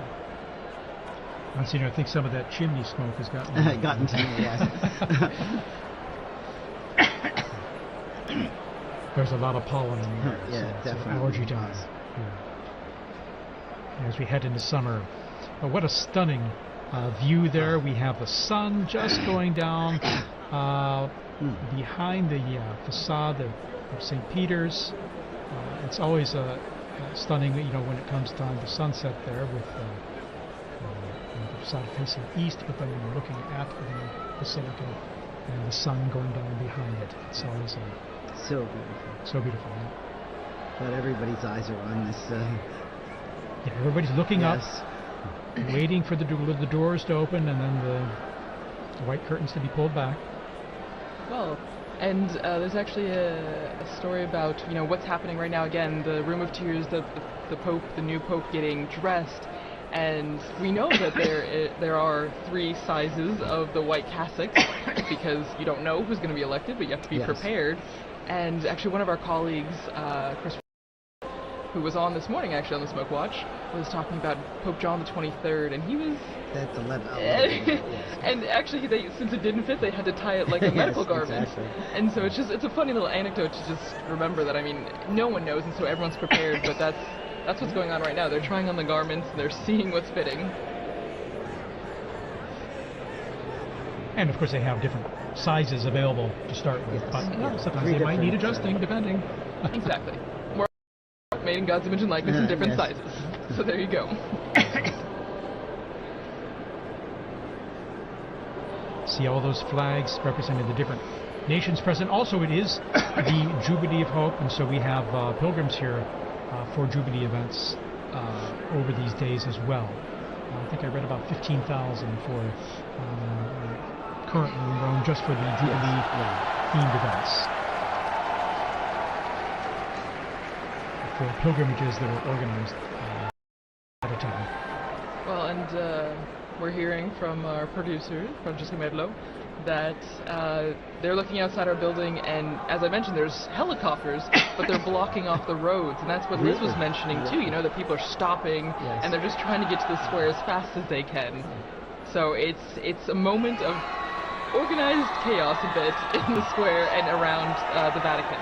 We have reports that there are people literally running to get into the square. And they will eventually, as they go through the checks and controls there. They do an extraordinary job of the crowd control as well, with these many people coming into St. Peter's Square and avoiding any potential problems or issues due to that. So. Well, and that is, you have to think that, I mean, maybe everything has a purpose, right? Everything has a reason, because we have this time in between the white smoke and maybe also for everyone to get to the square. It's a dual-edged sword. The new Pope is being prepared and ready to go to the loggia, but it's also to let everyone who can get to the square to be there for that special moment. And we're seeing it with our Vati drone footage here, as I'd like to call it. And you can see the square there. It's just wonderful. You can get a sense of the crowds and then on the people kind of streaming in from the main avenue into the Conciliazione and some of the side streets there. About the universality of the church, I just got a message from a UN official in Gaza who's listening to this transmission, and so you could see how connected people are and how grateful they are to be able to hear Vatican news as well. Yeah, of course. We're grateful to have you here to say some nice, intelligent things for us. I don't know. As well as and give us some interesting input on all, and to share this experience. As you see, our drone footage there shows our Vati drone is showing the avenue there filling up with people, and as they come closer to the square, then they just go through a check there. And all the flags are ready. And Thaddeus, since you've been, this is your third conclave in Rome. In Rome, yes. And well, so I haven't been a conclave elsewhere. No, but you've been in Rome. Yes. Oh, yeah. But have you ever had the opportunity, because I know working here, we're always pretty much in here, but have you ever had the chance to run out to the square or see the excitement? For Pope Benedict, I was up there on the colonnade there. If you're looking here on the footage here, you can see here on the left side there on that colonnade there where the statues are, on top of the Charlemagne wing of the colonnade. I was up there and able to just view from that position where all the photographers, videographers were, or most of them anyway, accredited to come out and greet the crowds and give his blessing. And I remember, this is a strange thing, but after that event, going back into the Vatican and running into Cardinal Jorge Bergoglio. Oh my gosh. This is long after probably about an hour after the blessing was given at the end of the. And I remember it distinctly because I knew the faces of all the cardinals, and so it was a. Little did you know. Little did I know. Little did I know. And then when there we see some of the cardinals there. There's Cardinal. I think that's. And we see, and then. Canta Messa, and the cardinal non-electors. Yeah, exactly. They're over 80. And so there's they're non-electors. Sister Petrina, the head of the Governatorato now. And that's Archbishop Fisichella as well, I think. And we see the Secretary of the Dicastery for Communication, Lucio Luis, as well. Anyway. Well, and so, was it, I mean, obviously it's very different being inside here, but the excitement is still pretty much the same, being on the braccio, the colonnade, and being very here. much so, because you're seeing things up close, and not only into the bells I was mentioning earlier that you hear very clearly and loudly, but then seeing from a unique angle, almost at below the level of the central loggia, but higher up from in the square. In 2013, then I remember I was down the street on the Conciliazione looking out the window at the crowds on Via della Conciliazione, and I could see the central loggia from which Pope Francis appeared then in 2013. So that was my other experience, per se, and a unique one at that. And now here in our studio here, right close to the action there. Exactly. It's a third privileged experience. Again, what's really you really feel is the excitement of it, and the joy of having a new pope, but then also the expectation. Who's it going to be? Right. And I remember with Pope Benedict, it was a bit, the weather was a bit cloudy and cool then. I mean, this is a day of just brilliant sunshine, mild temps. Of course, we're in May, and so things warm up here quite a bit and pretty quickly. When Pope Francis was elected, I was helping out at an English-speaking parish in Geneva in addition to my other work, and the pastor had asked me to give a talk to the parents of the First Communion children, and we got the news just as I was ready to start the talk, so I knew tonight I'm not going to get anything else done with this. Wow, so you've gotten the announcement in different places all around the world. Yes, No, that's amazing, and every time just a tad different. And joining us, Father Paul Samasumo, who's from Zambia, and he's head of the English Africa section here at Vatican News and the Dicastery for Communication. Father Samasumo, good to have you here. Many of our listeners who listen to the liturgies will recognize your voice as well as you do the commentaries for the papal events. How's this experience for you now? Thanks, TJ. Actually, I've been here all day, and then I went outside to meet someone. And you won't believe, I got blocked. I could hardly come in. I've been trying to come back for the last 10 minutes. But fortunately, the security forces allowed me when I showed my badge. And, people are just running into the square. It's amazing. It's my first conclave. I've never... I came in just after Pope Francis had been elected. So this is quite an experience for you. For me as well, yeah. Absolutely. Amazing. Even just the moments leading up to this experience. I live in a house where some of the cardinals also were staying before they moved to Santa Marta. Of course, they had their own little tables, and sometimes we'll just provoke them. They had shown secrecy, of course, confidentiality, but it was so wonderful, and the dedication of them going to the congregations, in the meetings, and even the non-electors, some of them live there permanently in our house. And we have some of the staff who have been helping. They had to also do the swearing in, so that they would be, some of them couldn't go because they're small children and they wanted to stay next to their children. So it has been a great experience even from that point of view. Well, and also, since you're from Zambia, how do you think people in Africa, the African continent, are taking this moment? I mean, we have viewers, listeners from all around the world, but your experience in watching the conclave and being prepared for this Abemos Papa moment, like, what do you think is the atmosphere, the environment of people watching in Africa? It's a great moment. I can tell you already I've received about 5 or 6 calls just within the space of 10 minutes as I was coming in. Wow. From some of my colleagues who are in the media. And I think the most, the call that I really enjoyed was uncle. My uncle is 82, and usually we talk to him through my aunt because there's a problem of hearing. But he's so excited, so everybody's following. They're following on various channels there, the national television stations, on radio and so forth. It's a great moment, and knowing Africa, they've always been fascinated by the popes. I remember even from a time when I was a young boy myself in catechism, we taught the anthem, the papal anthem. Really? Yeah.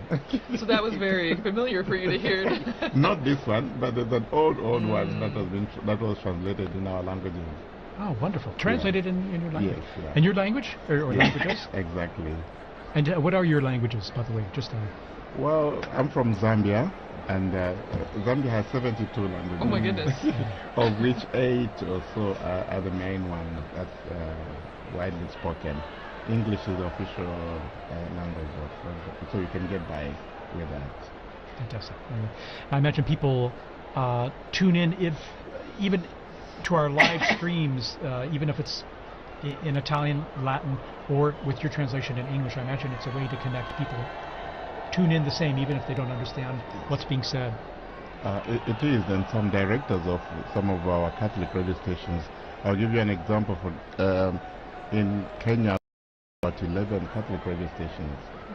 So they've been asking, what time is the smoke? Why are we having the smoke? Yeah.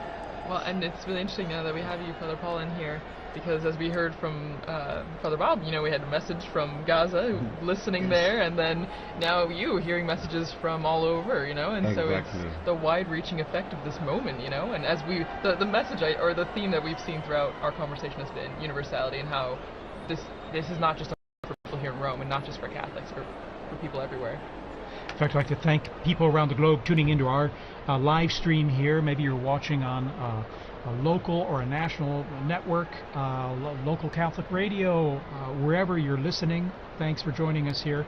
We're going to be providing you with all the information we can as we await this historic moment to find out who the new Pope is. And we'll know pretty soon. It's been about about a half hour or so since the close smoke. to an hour. An hour. An hour? Okay. It was around 6 Time o'clock, flies. Rome Okay, time. there you are. It was till 7 or something. Something like So that. any moment now there. And we see the crowds are coming in to the square, still streaming in, slowly but surely. On the sides there, you can see on the right side and the left side, after going through the checks there, and then coming into the square, and they can all see things pretty well because there are these big television screens and good high-res ones too in the square and along the Conciliazione Avenue leading into the square.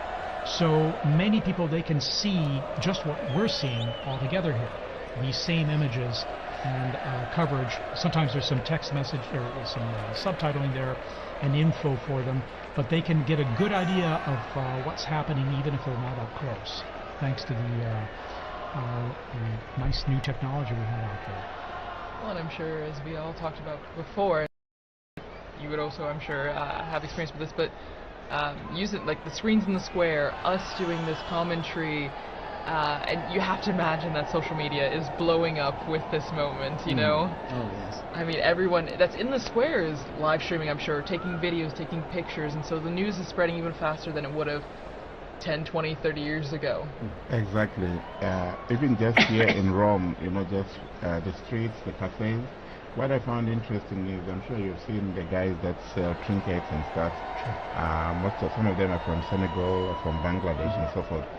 And when the smoke came out, this guy asked me, "Do we have a pope?" And he said, "Do we have a pope?" I thought most of them are Muslims, but that kind of interest is really very touching. And I found very moving, to be honest. Yeah, absolutely. I have another story on that. When Pope John Paul II died, I told you I was and I had to go through Senegal. So in Dakar, there was this long line that I was waiting to go in through immigration, and the guard pulled me out and said, "You know, the Pope has died." I said, "Yes, I know." You know. So then he said, "You come up to the front," and then he brought me to the official, and he said, "You must have this father go through now because the Pope has died."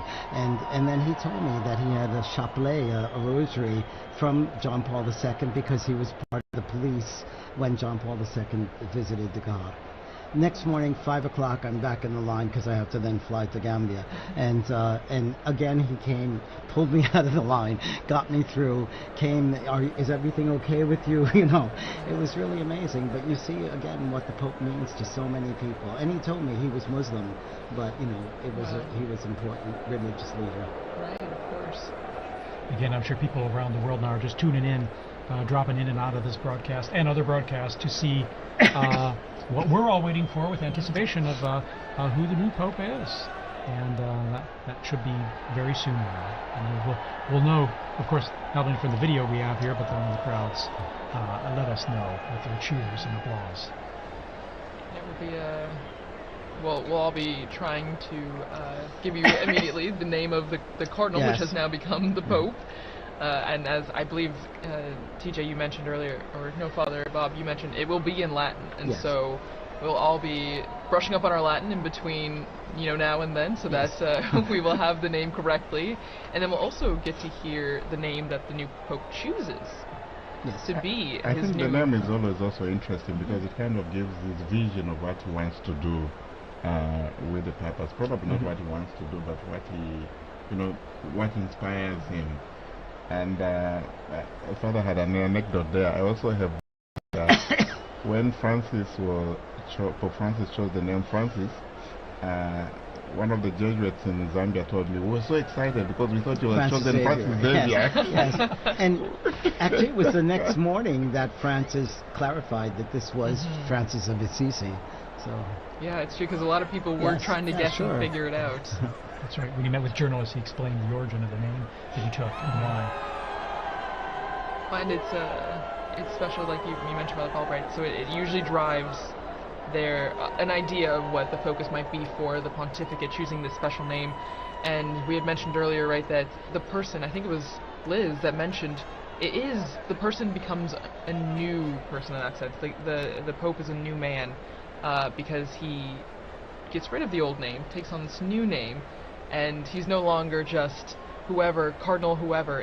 He's the Pope of the Universal Church, the Pope that is the symbol of the Church around the world. Not only because, you know, he's known as Pope, but also because of his white cassock that is widely recognizable. we're seeing these camera shots.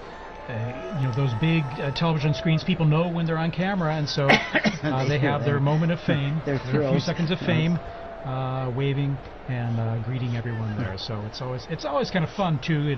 It brings a little involvement and participation for everyone. And it's good that the authorities, I think they planned this very well. You have screens around the Vatican, so that reduces also the congestion. We have the new square which has just been redone for the Jubilee year here. So there's another screen there just outside this building.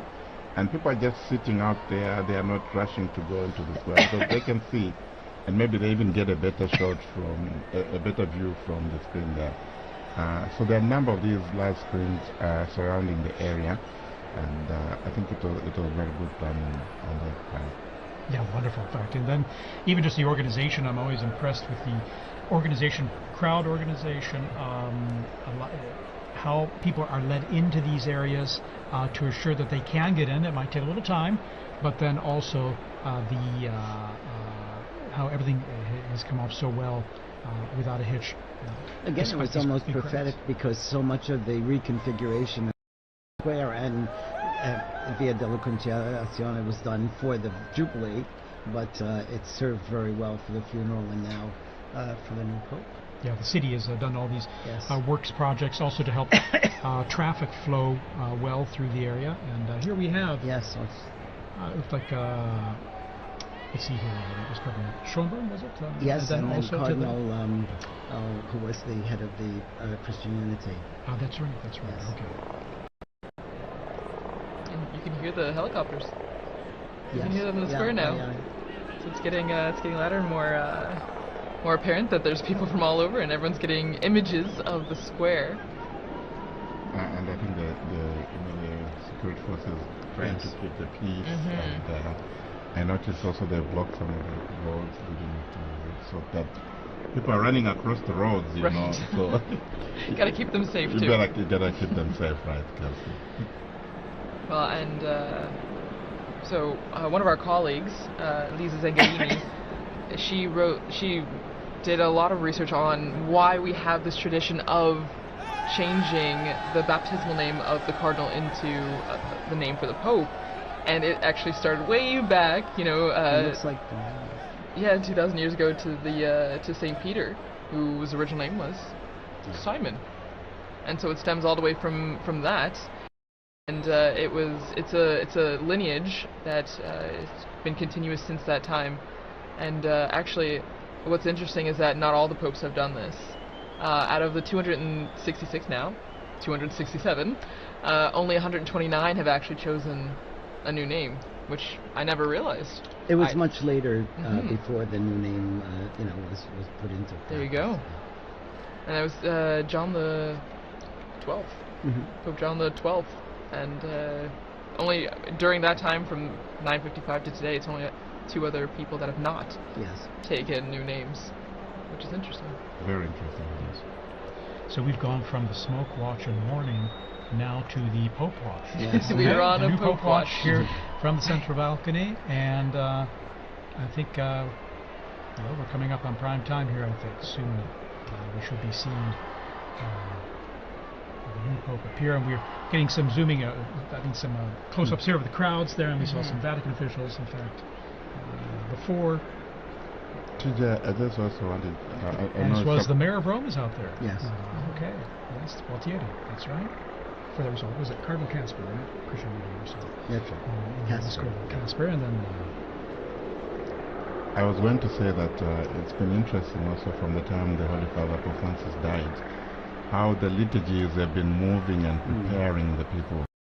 In yesterday's Mass, the prayers, we implore you, give us a shepherd, pleasing to you, one who will lead us by example and lead us to the gospel truth. This is in the collect and in the closing prayers. So this conclave liturgy is also very elaborate and very moving and preparing the people. So it's not just like this is just a successor to Francis, this is actually, a transformation. This is going to be Peter now, who is going to be taking office. That's right. Cardinal Ray said that in his homily, didn't he? He did. He's been such a gift during this time too, Cardinal Ray. Cardinal Ray's incredible. 92 years old, full of energy and beautiful homilies, really inspiring us and helping us live through this whole ordeal. Very inspiring. At 92, yes, 91, 92 years old. Amazing. Inspirational indeed, and then his energy, and also animated as well in delivering, giving his homilies as well with passion. So I'm always impressed. But so here we are. All right, we got this flag. Someone is just asking me on the phone, do we have the name yet? No, yes. We will learn with all of you. We're all like everyone else. It must be hard for those cardinals out there now. Right. They're not allowed to tell us. Exactly. But, that's true. Yeah. Wow. Mom's the word. Mom is the word. And we're just waiting for the appearance. Pope Watch is on high alert. That's right. It could be turned into. It will be a warning soon. It will be. Okay. So. All right. So even some quiet among the crowds now as this anticipation is sinking in and building. Because I think what they will do as soon as they don't let any more people inside to prevent the stampede. That makes sense, yeah. It makes a lot of sense. Again, like you were saying, the safety. Yeah. Safety is a big priority, even though it's exciting. And you see even small children getting excited for this moment on our screen. So from the youngest to the oldest. Fun for them, fun for us. Exactly. It's as fun for all ages. Indeed. And even the Vatican flag. Vatican time. And we're lucky the sun's gone down behind, it looks like behind the Basilica now, so you won't have the sun blinding you as you look at the central balcony of the loggia there. So a bit of anxiety yesterday, when the smoke wasn't coming. I said, what's happening? Why is it taking that long and so forth? But you could understand. I think, as has been explained, there's so much to do. There was the juramento, there was the homily of Cardinal Conclave as well. Then and then there was also the Vespers as well. So I think you don't understand. But you could just understand also the anxiety and the joy and the excitement surrounding all this. Sure. Yeah. Of course. And then the first time going through the whole process of the voting process, whereas by the time this morning came around, it was all it wasn't anything new. They're going in there to vote, before prayer, of course. I mean, a lot of these flags that we're seeing on the screen as we wait for the Pope, it reminds me a lot of World Youth Day. The same kind of excitement, the same kind of building. You see young people from all over. It's a really beautiful image, and I think is again just a sign of the youthfulness of the Church. We talk a lot about the future of the Church, which begins with this new Pope, but the young people that are also present at this moment to see the historic aspect of this. It's really beautiful. And we see the internationality, the universality of the Catholic Church. It's a global reality, and we see that in the crowds there in the square. And this we also saw during the funeral of Pope Francis. So many people. Okay, there's movement. Okay. Yes, here we go. The white curtains are behind the glass door. Now the doors are being opened. And we see first. Here we are. The Cardinal Proto-Deacon. And he's smiling. He's smiling. He will give us the announcement. Here we are.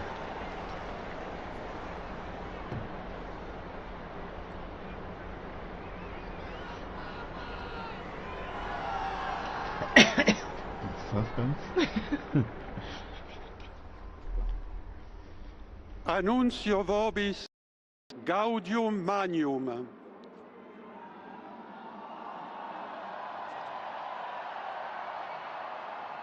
Habemus papam.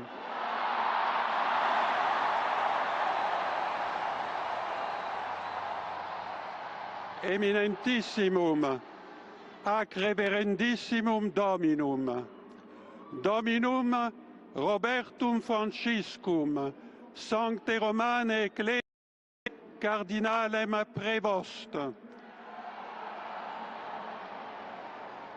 qui sibi nomen imposuit Leonem XIV.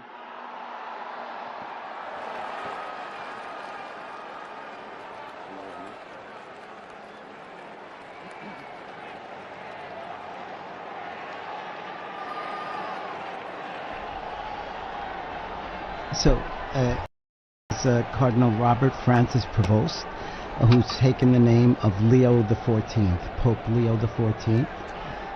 Cardinal Prevost is an American, and he spent most of his ministry in Latin America, in Peru, and also in Paraguay. And he's an Augustinian father. He was the provincial in Latin America, and then became the bishop of Chiclayo in Peru. And he then is also he became the superior general of the Augustinian Fathers as well. He's now he's been the prefect of the dicastery for bishops. We see the cardinal electors there appearing on the balcony there as well, with this joy and smiles on their face. A great joy indeed, and well, it wasn't one of those fabulous events, so to say. What a great joy. It's a wonderful joy. And he's from Chicago, Yes. Illinois. Okay. An American. An American. An American. I think that's a historic moment. It is truly, truly historic. And you can see all the cardinals on the different Yes. balconies there. For our radio listeners, you may not be able to see this, of course, but they're appearing on all the balconies to the left and right of the central balcony. All of them clearly standing out with their red vestments and smiles, and Waiting to again, for all of us to greet this new Pope as well. The new Pope. Which now we know his name.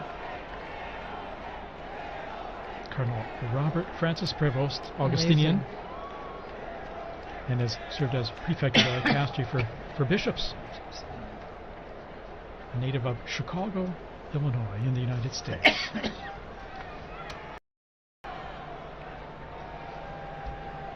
Wow. And so, as we said before, you saw all the flags and everything out in the Yes. square, and now all the Americans are holding their flags. Indeed. It's a historic and moment. the Who would have Peruvians imagined? too, I'm sure. It's- He spent that's most of his ministry in Peru. Yeah, and that's a special thing, So he has a connection with missionary multiple. experience Exactly. and this Exactly. continuation of evangelization mission of the church. The priority, yeah. So you can see still they're like little pockets of red where all the Yes. cardinals are standing on the Yeah. balconies. And from our Vati drone footage, and seeing it from above there, it's a unique view, perched above in front of the facade and looking down at them as they're on the balconies there, awaiting now as the new Pope, as we mentioned there, Cardinal Robert Francis Prevost, and Pope Leo 14. the 14th. Pope Leo the Pope Leo Yes. the 14th. the 14th. And of course, Leo the 13th was the great social reforming pope for us. He was all. the great social reformer. Yeah, and he died in 1903, so still fairly recent in the Yes. grand scheme of Was things. Pope Leo the one with Rerum Novarum? Yes, exactly. There you go, And good then- memory. From my seminary. And then his successors wrote other encyclicals every 40 years afterwards. So he started like on a the trend. Yes, and it's really one of the constitutions of Catholic social ministry and Catholic Probably I social would say doctrine. a Pope needed for our times with all the social challenges the world Yes, has yes. today. Yes. And he's, relatively young, 69 years old, born Yes. on the 14th of September, 1955, as you mentioned, in Chicago, Illinois, and so 69. Well, and Father Paul, as you were just saying, I agree, and maybe Father Bob, you can really stress this point because you work in The social work dicastery community, for women's exactly. integral human development. This yes. is an important aspect Yes. of the church. Yes. The yes. Catholic social, the Yes. Catholic social teaching, I Yes. think, is important, Very. and it's often called the untold story of the church, Yes. or perhaps the hidden secret of the church. it has so much, and there's a lot of development. And was one of the needs discussed by the cardinals during their congregations Exactly. this last week too. So. Exactly. Oh, there we see There's the an American flag. There's a US flag there. People are thrilled about this. Yeah, you know, and And there's quite a number of American students. I mean, Oh, yes. Dr. O'Donnell was here, and he was going to be in the square with his American students. So you can imagine them What a cheering. treat. Yes. That will be a treat for them, indeed. Yes. I can imagine the scene. The house I live behind is the Basilica of St. Augustine, where we have also the tomb of St. Monica. Yes. So that's Beautiful a great day church. for all the Augustinians. Yeah, very special day. Indeed, he. Looking at his biography in going back to more recent history, 1999, he was elected the provincial prior of the Mother of Good Counsel province in Chicago of the Augustinians, and the after 2.5 ordinary general chapter elected him prior general of the order of the OSAs. Ministry again entrusted to him in 2007 at their ordinary general chapter. And reading here, in October 2013, he returned to his province of Chicago to serve as teacher of the professed and provincial. He served as, and then you would see his roles there. In 3rd of November 2014, when Pope Francis appointed him apostolic minister of the Diocese of Chiclayo in Peru, where he served many years, and he was made a bishop there, and he served there for many years. And then in March 2018, he became second vice president of the Peruvian Episcopal Conference, so working as a missionary there, missionary bishop as well in Peru. Here we're seeing these beautiful shots of the Yes. Vatican there, Cardinals, yes. of at the same level almost of those balconies, and all the cardinals kind of crowded in those balconies. And they look like they have the same anticipation that we Right. do. Exactly. Exactly. Exactly. Any moment now, Pope Leo XIV will be Pope appearing. Leo the Amazing. 14th. Will be appearing from that balcony. Well, Pope and Leo the 14th. looking again at his predecessor, well, the person he took the name from before, Leo the 13th, he actually, Pope Leo the 13th had the third longest papacy, well, verified papacy that we know of, behind Peter, the apostle, and then John Paul II. So one from way back in church history and one from our very recent history.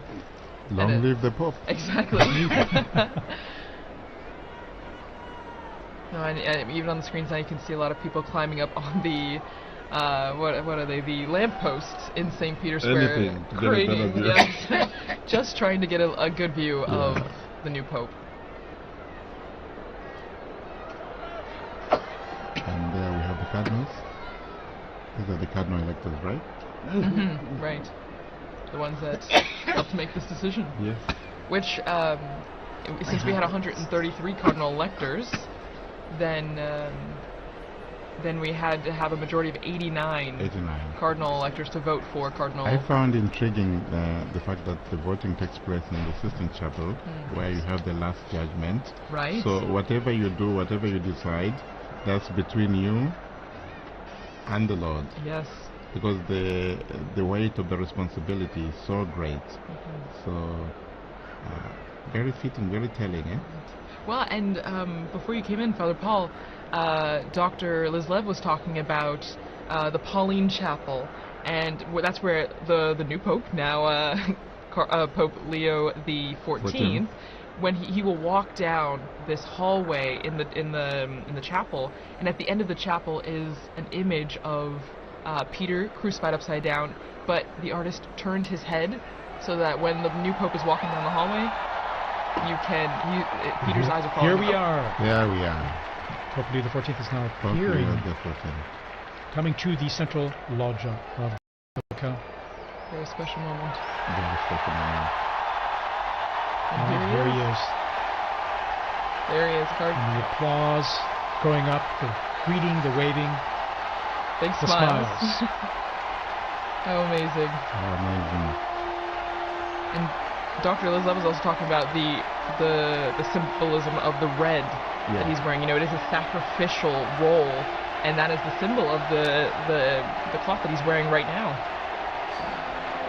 And we see this beautiful close-up view from the side there, at the same level as the loggia. Pope Leo XIV. Pope Leo XIV. Amazing. Smiling. Smiling And Pope, yeah. you can see who wouldn't be taken by the moment. And I think going overcome through with his emotion. mind, you know, the weight of Yeah. this responsibility. Oh yeah. On his face. You can see it on his Absolutely. face. Amazing. After this, he'll never the same person. No. And we're hearing the bands below, the mutual salute of the anthems, the hymns of the Vatican hymn and the Italian national anthem, as we do traditionally with the Easter and Christmas, as we've mentioned. And after this, now Pope Leo XIV, he will give a greeting and his first apostolic blessing, the Urbi et Orbi, to the city and to the whole world. So that blessing extends to everyone who is watching, everyone who is listening, your family, wherever you are. It's a great moment to prepare ourselves for this first blessing. This most solemn blessing, you can just feel and see the emotion on his face. Yeah.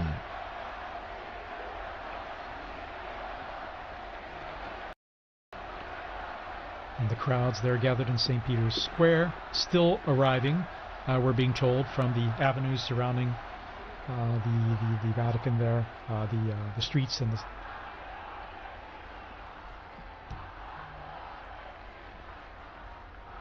So just getting messages here, congratulations, God bless the Pope. And you can hear the chanting from the square. Long live the Pope. Viva il Yeah. Papa. Viva il Papa. Viva il Papa.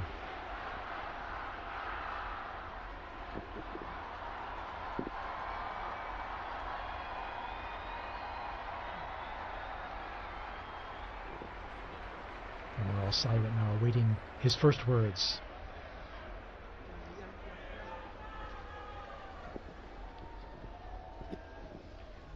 La pace sia con tutti voi.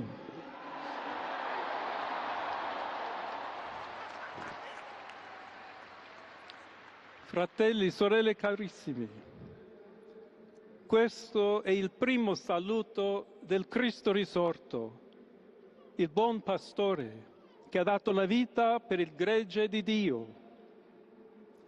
Anch'io vorrei che questo saluto di pace entrasse nel vostro cuore, raggiungesse le vostre famiglie, a tutte le persone, ovunque siano, a tutti i popoli, a tutta la terra. La pace sia con voi.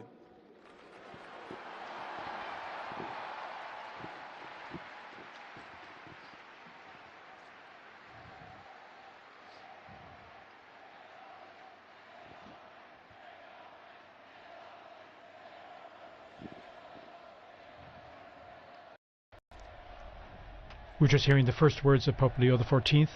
As he continues, we'll provide a summary here in just a moment as we listen to his words.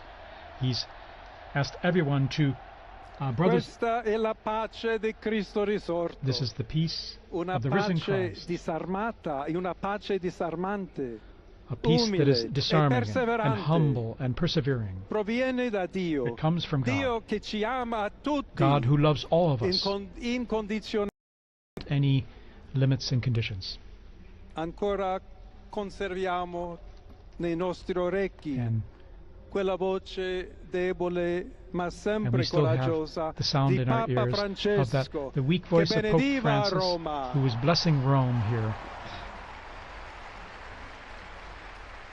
We have that fresh in our minds, in our hearts, in our ears, hearing his voice. Il Papa che benediva The Roma Pope who was blessing dava la Rome, sua benedizione al mondo, al giving his mondo blessing intero to the world quella mattina del giorno di on that Pasqua. morning, on that day of Easter Sunday. Consentitemi di dar seguito a quella stessa Allow me benedizione. to continue Dio that ci same vuole blessing. bene. Dio vi ama tutti. God loves E everyone. il male non prevarrà. Evil will not Siamo prevail. tutti nelle mani We di are all Dio. in the hands of God.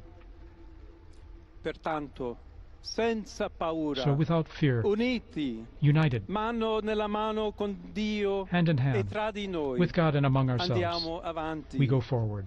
Siamo discepoli di We are Cristo. disciples of Christ. Cristo ci precede. Christ goes before us. Il mondo ha bisogno della sua luce. The world needs his light. L'umanità necessita di Lui come Humanity il ponte needs per him. essere raggiunta da Dio e dal suo amore. But as the bridge between God and his love. Aiutateci anche voi, poi gli uni gli altri, a costruire i ponti May we all con il build dialogo, bridges con with l'incontro, dialogue and unendoci encounter, tutti per essere un solo so that we can popolo, all be sempre in pace. one people, all in peace. Grazie a Papa Francesco. Thank you, Pope Francis, for all you've done. We're hearing the first words here of Pope Leo XIV, just elected Pope. Voglio ringraziare anche tutti i confratelli I'd like to cardinali also che thank my brother hanno cardinals scelto me who chose per essere me to successore di be the Pietro successor of e Peter camminare insieme a voi and to come Chiesa walk along unita, with you, cercando sempre la pace, la giustizia, searching all together for cercando peace and sempre justice, lavorare come uomini and working e donne together, fedeli a Gesù men and women Cristo, faithful to senza Christ, paura, without fear, per proclamare to il Vangelo, proclaim the per gospel, essere missionari. to be missionaries.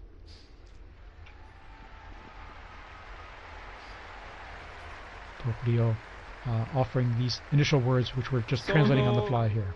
Un figlio di Sant'Agostino, I'm a son of Saint Augustine, agostiniano, and I'm an Augustinian che ha detto: con voi sono cristiano who said, e per voi vescovo. with you I In am a questo Christian, and senso for you I possiamo am a bishop. tutti camminare So insieme may we all verso quella walk together patria towards that, la quale Dio ci ha preparato. to the place that God has prepared for us. May we walk together, Alla accompany each Chiesa other. To the Church di Roma, of Rome, un saluto speciale. a special greeting. As Bishop of Rome, of course, a special greeting. Dobbiamo cercare insieme come essere We've una got to chiesa look missionaria, at how we can together be a una missionary chiesa church, che costruisce i ponti, a church il that builds dialogo, bridges, sempre aperta a ricevere, that come is questa always piazza open con le braccia to receive aperte, a tutti, everyone, tutti coloro just che like in hanno this square, bisogno to receive della everyone, nostra to welcome carità, la everyone, nostra presenza, our charity, il dialogo, our l'amore. dialogue and love. Y se me permiten también una palabra, un saludo And now, a greeting in Spanish. Please allow me here to a todos aquellos, y en modo particular a mi querida diócesis de Chiclayo en el So Perú, to all of you, but especially to the people of my diocese of Chiclayo in Peru, donde un pueblo fiel ha acompañado a su obispo, ha compartido su fe y ha dado tanto, tanto para where we seguir had such faithful siendo people accompanying iglesia the fiel de bishop, and we Jesucristo.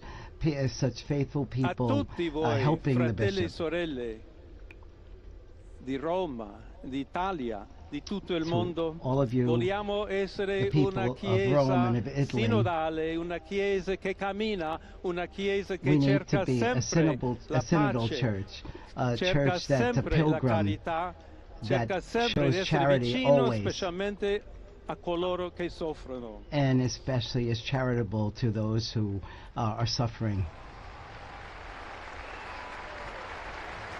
Oggi Today, il giorno della supplica alla Madonna di Pompei. today is the day of praying to the Nostra Madonna of Madre Pompeii. Maria vuole sempre camminare con noi, stare Our vicino, Blessed Mother Mary always aiutarci wants to con be la sua close to us. intercessione e il suo amore. She always Allora wants to vorrei pregare intercede for us insieme a voi. through her love. Preghiamo insieme So per questa nuova missione, let us pray together però for per this new tutta la mission, Chiesa, for per la all of the pace nel church, mondo. for peace E in the chiediamo world, questa grazia speciale that she will di help Maria, us nostra give us a madre. special grace, our mother. Ave Maria, piena di grazia, Hail Mary, il full of Signore è grace, con the Lord te. is with you. Tu sei benedetta fra le You are donne, blessed among e women, benedetto è il frutto del and tuo blessed is seno, the fruit Gesù. of your womb, Jesus. Santa Maria, Holy Madre Mary, di Dio, Mother of God, prega per noi pray peccatori, for us sinners, adesso e nell'ora now della and at the nostra hour of our morte. death. Amen. Amen. Pope Leo XIV there. Pope Leo XIV, very interesting. A few themes coming out already there from his first piece, talking about peace. Indeed, saying a greeting of peace.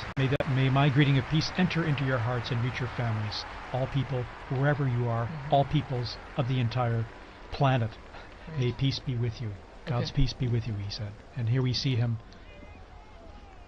in his, after having given that opening and beautiful words. Continuing to all. also the message of Pope Francis, where he even said in Spanish and Italian, tutti, tutti, Il tutti, Santo todos. Padre Leone, a tutti I fedeli presenti And so And the Pope, Holy e a Father Pope quelli che Leo and ricevono to la all people benedizione in a the mezzo square della and all radio, della receiving televisione e or delle hearing this altre tecnologie through di new technology, comunicazione, online, everywhere. concede l'indulgenza Offers plenaria his, nella forma the stabilita plenary dalla indulgence Chiesa. in the formula established by the Preghiamo Church. Dio We pray Onnipotente to Almighty God perché conservi a that lungo il he Papa a may guida della keep the Pope Chiesa e conceda and pace e protect him unità alla Chiesa and in guide the tutto il Church mondo. and the entire world. Now he'll give this most solemn blessing to the entire world, to all of you joining us. to everyone. So we now prepare ourselves to receive this solemn blessing wherever we are, at home, in your car, at work, wherever you are.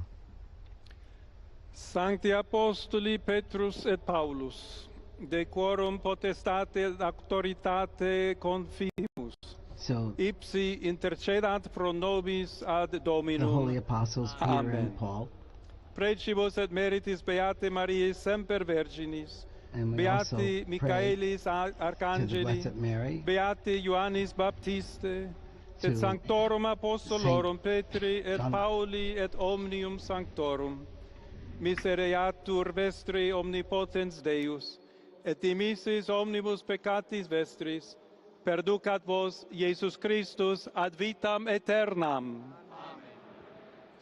Indulgam, absolutionem et remissionem omnium peccatorum vestrorum, spatium vere et fructuose penitentiae, cor semper penitens, et emendationem vitae, gratiam et consolationem Sancti Spiritus, et finalem perseverantiam in bonis operibus tribuat vobis omnipotens et misericords Dominus.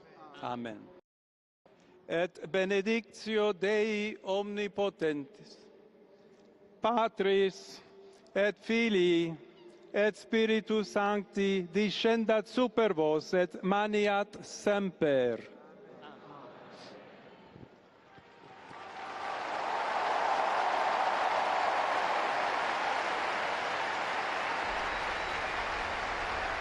And we just heard the blessing there, received the blessing there of Pope Leo XIV, and to the world, to the city, this most solemn blessing to all of us and all of you listening and watching out there.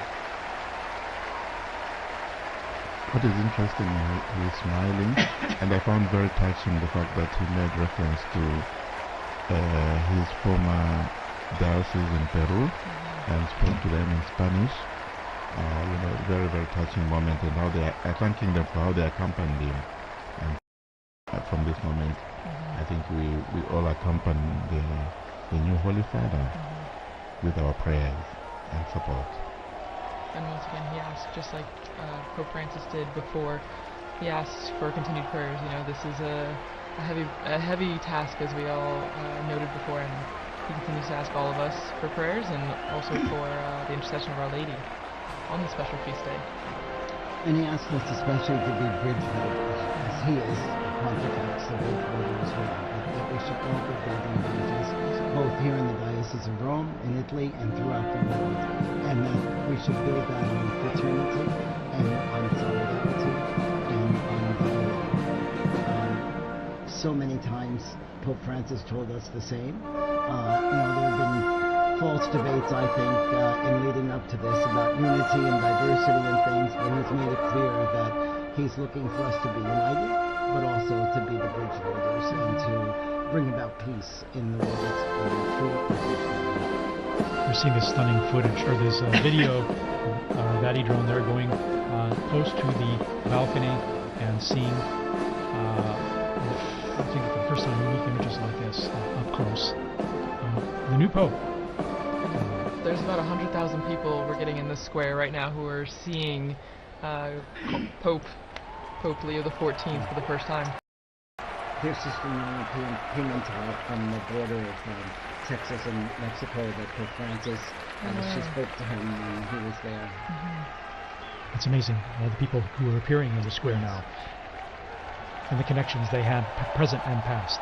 Again, quite a novelty, an American Pope, and here he is waving, and again, once again, you can see the emotion and sense of responsibility, the weight of the office. Well, this is a beautiful view, seeing from inside the loggia, looking out, what he would see as he waves to the crowds. It's a very interesting place there. I don't know if you remember, we used to do the commentaries from that place. Indeed, commentary positions behind, off to the side of that big hall on blessings, and after those blessings, we would greet the Pope as well, briefly afterward, on Easter or at Christmas. And well, that's our historic moment. The warning is over. We have a new Pope. Okay. And let's see, Rachel, you were telling us here about, you were translating the prayer. Yes. This is the prayer Yes. that is read, the blessing, I'm sorry.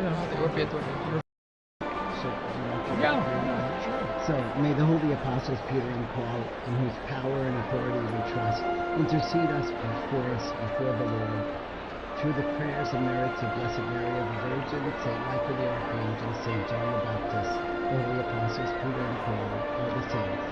May Almighty God have mercy on you and forgive you all your sins, and in Jesus Christ, Lord, to us today.